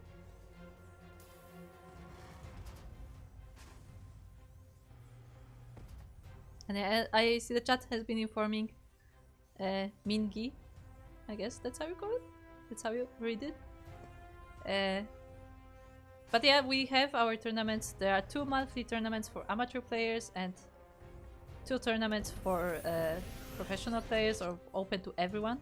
But you know, they are directed, they're dedicated towards the pro players. So you have to keep in mind that you will probably face someone who is really good at the game.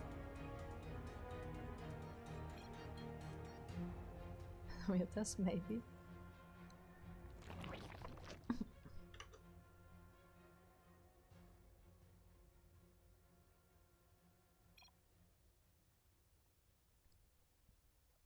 Let's go Broodlords for viewers. Oh no. Oh no.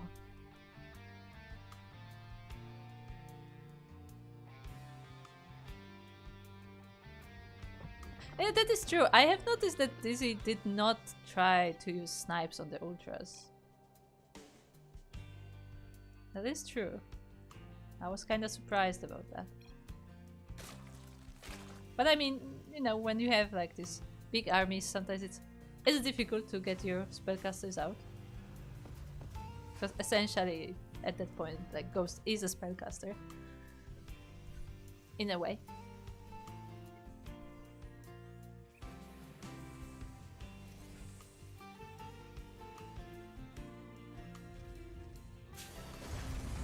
This is where I have bad news. The Hyperion is going to take a while longer. It got a flat tire. Oh no! As once again, this dwarf is going for the Turax. 2-1-1. It is.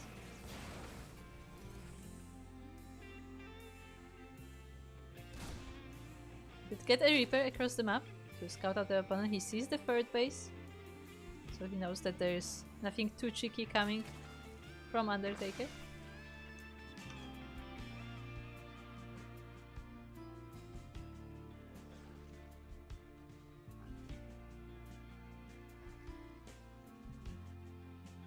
see some Terrans in the chat are quite happy about the last game and the win for this dwarf.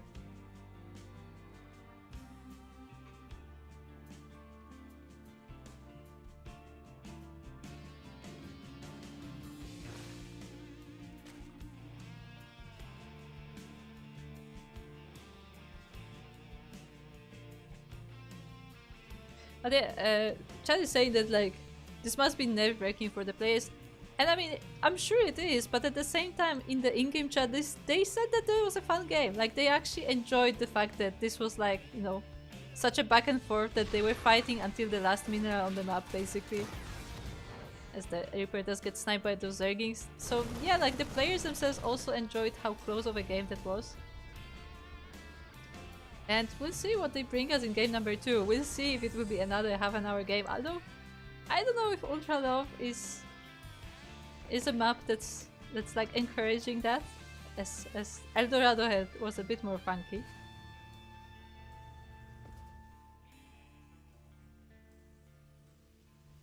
It's like DC has taken some advice from Fish about talking. I mean, look.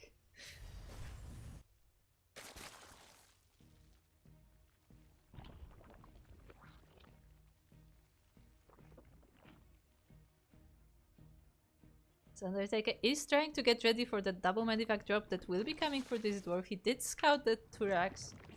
He did scout the build. So he knows that something is coming, but does he know where it's coming? Trying to find out, but Marines are just on the edge of the creep. Now they are coming on top of creep. And now Undertaker is sure. Now he can see the medivacs.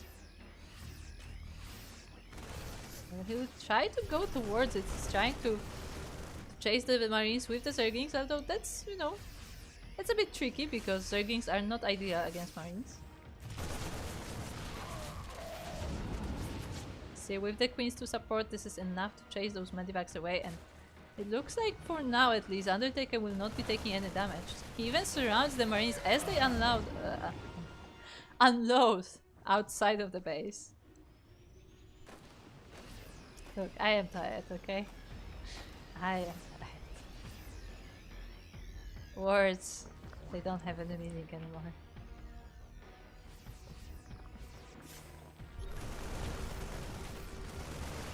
Is it worth cleaning some creep here?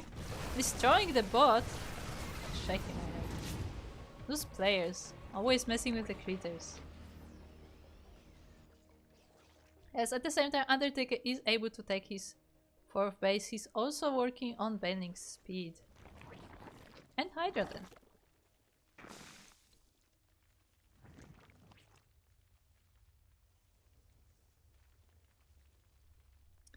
At the same time, the 3rd base of this dwarf is set up, and it's time for him to move out with another force, another double medivac drop essentially.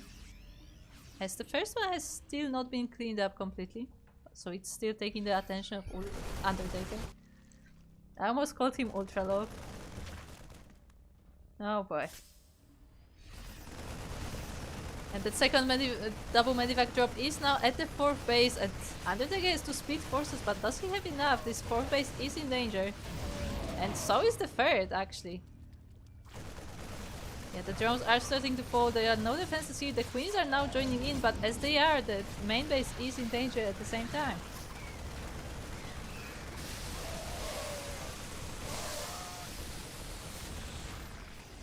Oh, this is so close. It looks like just barely this drop will not be cleaned up, but I think, yeah, the one at the 3rd base was. And the 2 medivacs did go down, so at least one of the drops was cleared, but that was a bit of a stressful situation there for Undertaker, as his forces were spread out thin.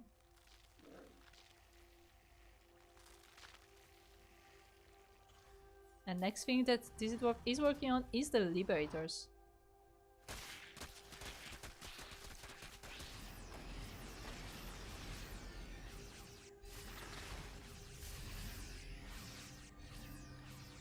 Meanwhile, this Marine force is still here now with more medivacs as well.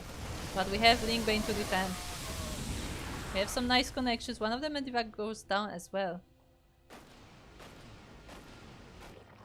There are no Hydras to help dealing with the drops.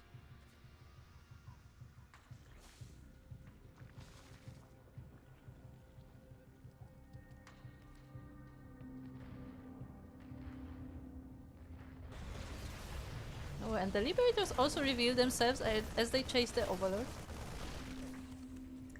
It looks like this Dwarf doesn't even want them for harassment, but actually they will be part of the main force. At the same time though, Linkbane does clean most of the army of the Terran. It's just this bio left over, the tanks are gone, but at the same time Zerg does not have a lot left from his army himself. The hatchery on the 4th base does go down. So nice pick of that. That also supply blocks Undertaker, so he's not able to remake reinforcement at the moment.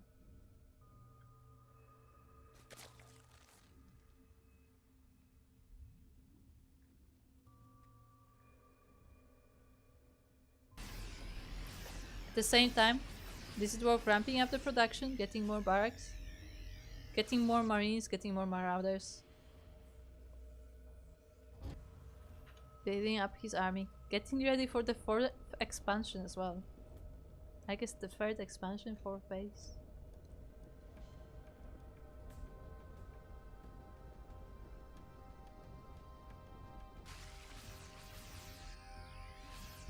Meanwhile, the main army is trying to set up a position right over here. The first tank is joining in.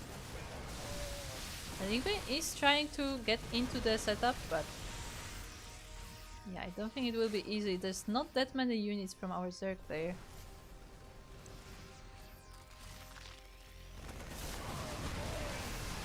The Hydras are not able to deal with this much bio. I mean, they have good DPS, but not good enough, as the Marines are marching forward. The Banings are not finished, but they are about to be. Looks like some of them will be focused, and the rest of them mostly don't connect with all that much. I mean, Marauders did also take most of the hits, so there are still Marines left over, and that is enough. This is where we'll be taking game number 2.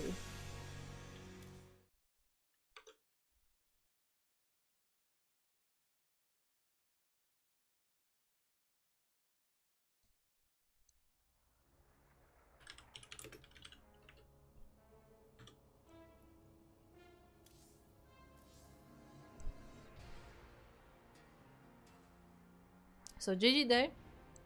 Dizzy Dwarf this time put on a lot of pressure on Undertaker, and Undertaker was not quite able to take it.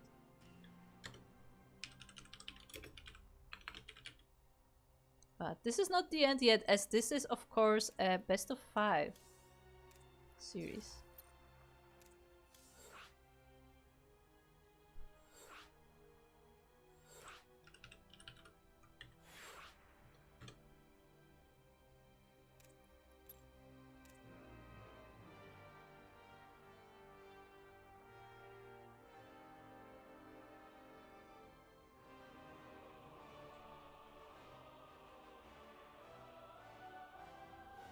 Checking if I changed the title and everything.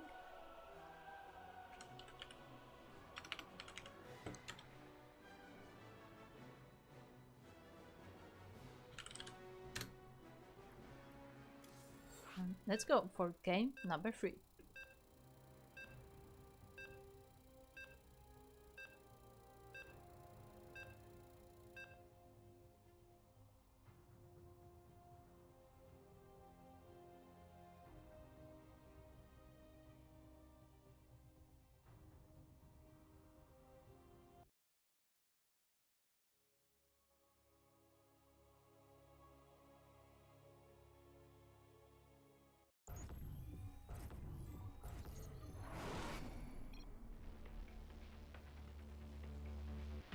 Welcome to game number 3 on King's Cove LES. We are currently in the finals of Master Swan Open number 88, and in the bottom right corner of the map we have the first of our players. It is the yellow Zerg player from Taiwan. It is Undertaker.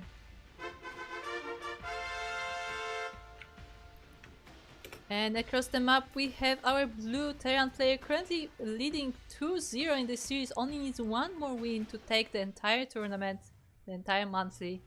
It is the Polish player from SCQ, Dizzy Dwarf.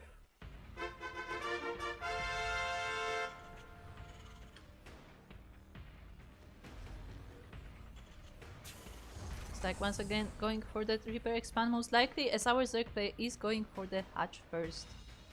So I expect more of the same. in terms of opening. But we'll see where we go from there. Because, I mean, both of our players are generally macro players from what we could tell so far. Although Undertaker did have a link flood game, but that was a CVZ. So I don't expect Undertaker to get too cheesy either.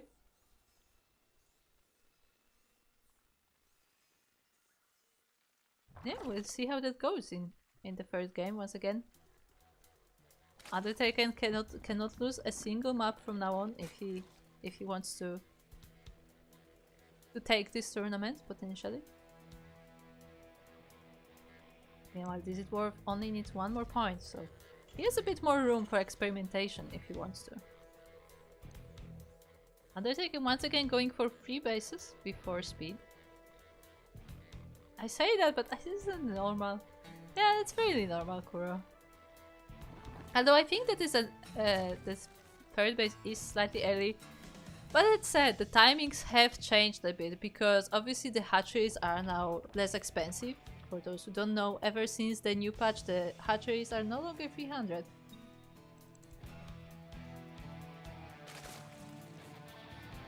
So I guess the timings have gotten a bit earlier as well, as now Zergs are able to do so. Reaper of course scouts the situation, sees the bases have been taken.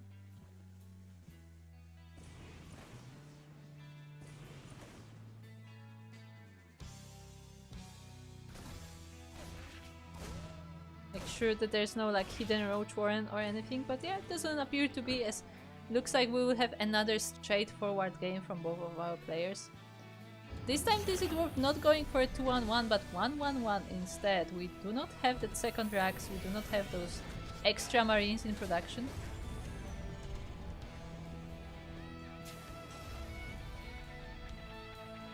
Instead we have currently Hellions on the way. So a little bit different.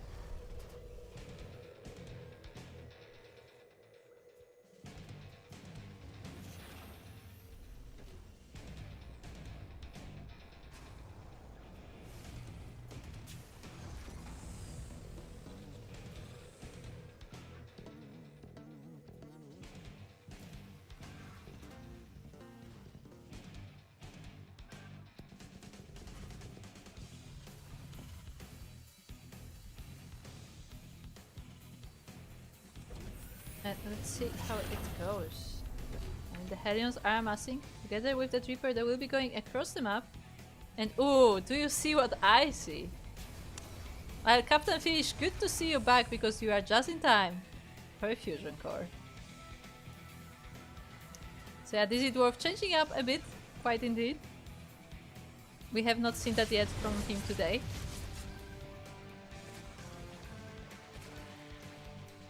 Meanwhile, the Hellions are trying to get into the bases. The first base is protected by the Queen, the second is protected by the Zerglings, so it doesn't look like there will be any damage done there. 2 of the Hellions are going down already. But we have the first BC on the way. The BC is also queued to go across the map, so it will be scouted by this Overlord. But for now, it is still hidden. And we'll see how Undertaker reacts to that. I guess the Hyperion did arrive, and now it is part of Dizzy Dwarf's force. Even getting the Yamato for it as well.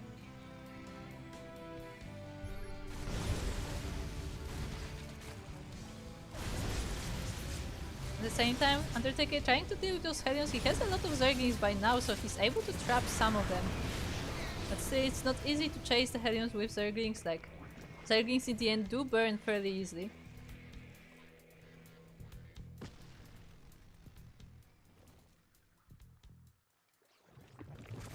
The Queens are here to help out as well. Undertaker is trying to take this 4th base as he keeps the Terran forces at bay.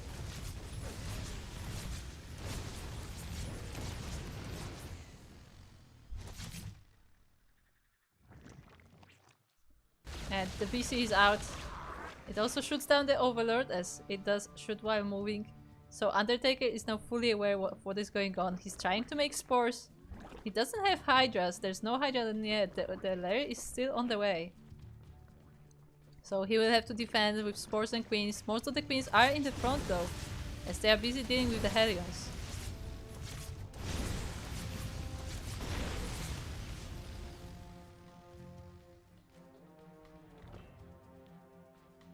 Yamato is only a few seconds away. There's Yamato working great for sniping Queens. And the Hellions are still keeping the Queens busy right in front of the base. Now Undertaker is rotating. But is that enough? Is he in time? The BC is running into the natural base. The Queens are here, so the BC will be taking a lot of damage. But it survives for now. At the same time as this is happening, as the BC is happening, we have mech on the way, we have also Zerglings in the third base, but we have mech, we have the blue flame on the way, we have the thingies. Yes, that thing. As the Queens are actually focusing the BC and it's trying to focus the spawning pool, but that's not quite the... That was so close. He saves it! He saves the BC at 5 health, just barely is able to teleport out. And I was trying to focus that spawning pool, but it's nowhere near dying there, so... I don't know if that was the greatest idea, maybe it was just a bit of a misclick or something. But we do have a Spire from Undertaker this time, I guess he will need some air units to deal with those BCs. The thing is, there are no BCs coming. Like, that was the single BC for harassment, and the rest of it is just mech. It's just Cyclones, it's just Hellions. As Steam would say, it's just McLaren. Meanwhile, the Zerglings are rolling straight into the natural base, or I guess they're running into the natural base. They see the army, they see the mech coming out. They also munch on some SCVs, but aren't able to do all that much before they do face the Hellions. And it really is the Hyperion, yeah. Because there's only one battlecruiser. So clearly this must be Hyperion. Yeah, Undertaker working on the upgrades, getting that burrow as well. He's really fond of that. Getting a Bending Nest. I mean, I don't know how much Bending Nest we'll have versus the Hellions. But Zerglings are trying to surround this army and they are catching quite a decent amount, but at the same time so many Zerglings are going down and the mech army still stands.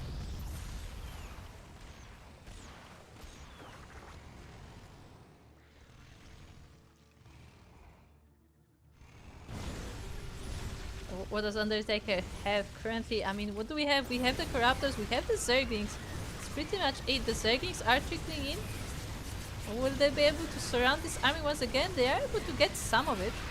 I mean, a lot of this army is already damaged, but as long as they survive, they can do more damage. And again, the blue flame is done. The Cyclones are here to support as well. I mean, Undertaker is making another wave of Zerglings, but this base will have to be forfeit.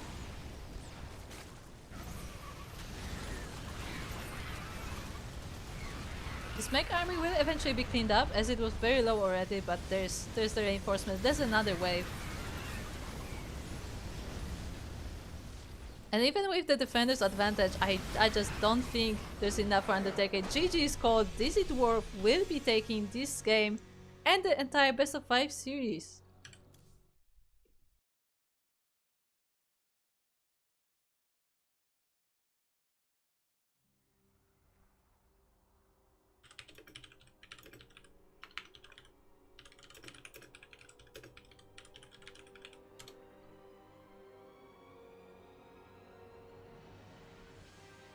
As I quickly make sure that our players are on Match Arena.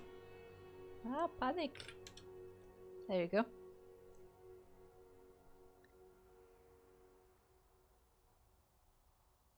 But yeah, congratulations to Dizzy Dwarf, as he will be taking this match, this series, and this tournament We have 3-0 score in the finals. Very nicely done there. Pulling out the mech in game number 3 was definitely a very strong choice. And yeah, with that he will be taking this monthly tournament. Of course, Undertaken also played very well in this series. I mean, game 1 lasted 35 minutes. This is the last mining base. Just for those who might have missed it, like, game 1 was so close that I definitely recommend watching that if you want to see just how this series went. But yeah, Undertaken was really impressive this month as well, this tournament. So I'm looking forward to seeing both of those players in the next tournament to see how they improve. Maybe how they play in the Open Pro tournaments. Because as a reminder, this is like a lower Masters level tournament, but like at this point, like, you know, you're so close to getting to that like semi-pro level. So, you know, maybe we will see them in some Open tournaments as well. Maybe they will reach higher results, higher ranks in the months to come, to put it that way.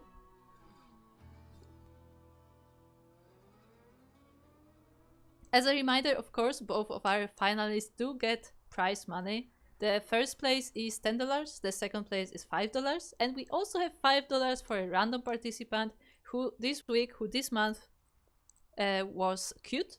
So Cute, if you hear this, make sure to join Macherino as well, because you are eligible for that $5 prize. And yeah, so now, with that, as a reminder, Swan Open is a monthly tournament. It typically happens every month, like once a month. The date is not set in stone because it depends a lot on like which other tournaments are currently played. So we try to clash as little as possible with other events. Currently, as it stands, currently we have Swan Open 89 is planned for February 1st. So this is not in January. February 1st is planned for the first Swan Open of 2025. And that is because the entire January is Masters Colosseum as well as now Liuli Cup. And both of those tournaments are taking pretty much the entire January. Almost every day there is a tournament, one of those. So because we don't want to clash with other tournaments, we decided to push back our own events. And as well to take, you know, a little bit of a lighter month in that way. But yeah, so it looks like, currently it looks like the next Swan Open will be February 1st. We are still debating which day. Actually, no, I think we have it set.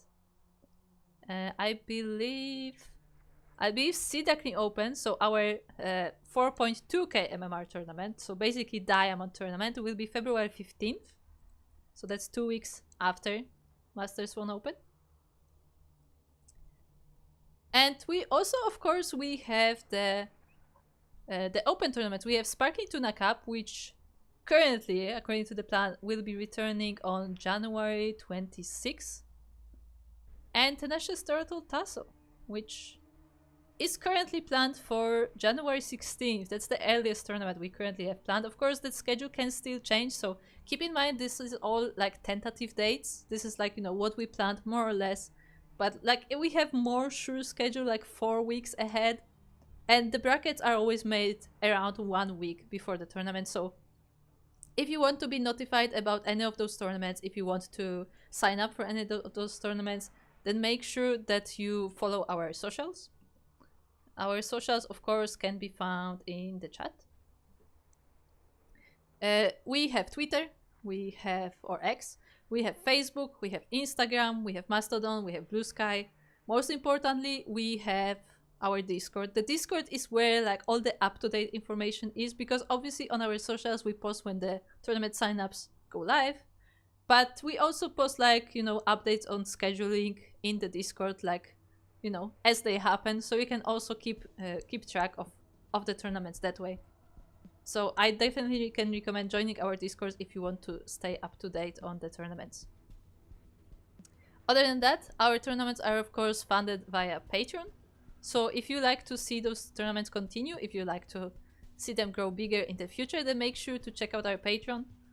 of course, if you know, only like contribute if you can spare the money, because everybody is on a tight budget, and we wouldn't like to put anyone in risky situations because they spend money on one thing or another. But like, if you have some money to spare, then make sure to check out the Patreon. As you can see on the bottom of the screen, we are currently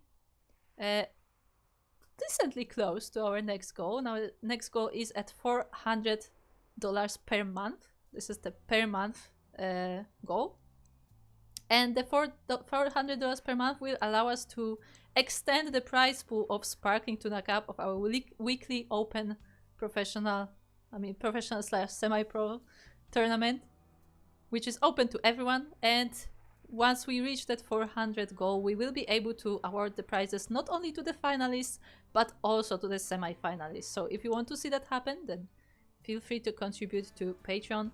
Otherwise, follow us on our channels. The stream that you are currently seeing is simultaneously broadcasted to several channels. So you can watch us on Twitch, you can watch us on YouTube, but you can also watch us on Kick, you can watch us on TikTok, you can watch us on Facebook. Currently we have 5 channels available which are simultaneously broadcasting every stream. So if you have any preference, then feel free to check them out. Otherwise, yeah, I have been Kuro. I am still Kuro. You may otherwise know me as 16th Squad Sanseki, as I appear in the chats, because that's my username. I'm generally the behind-the-scenes person of CranKy Ducklings. I'm usually not the one casting. Usually you will see Light VIP on this channel, but for the amateurs tournament I do step up into the casting booth. So yeah, you will probably see me for the next amateur tournament. Maybe for House Galactic Battle is coming up, the House LAN in Poland, so I may also be casting that.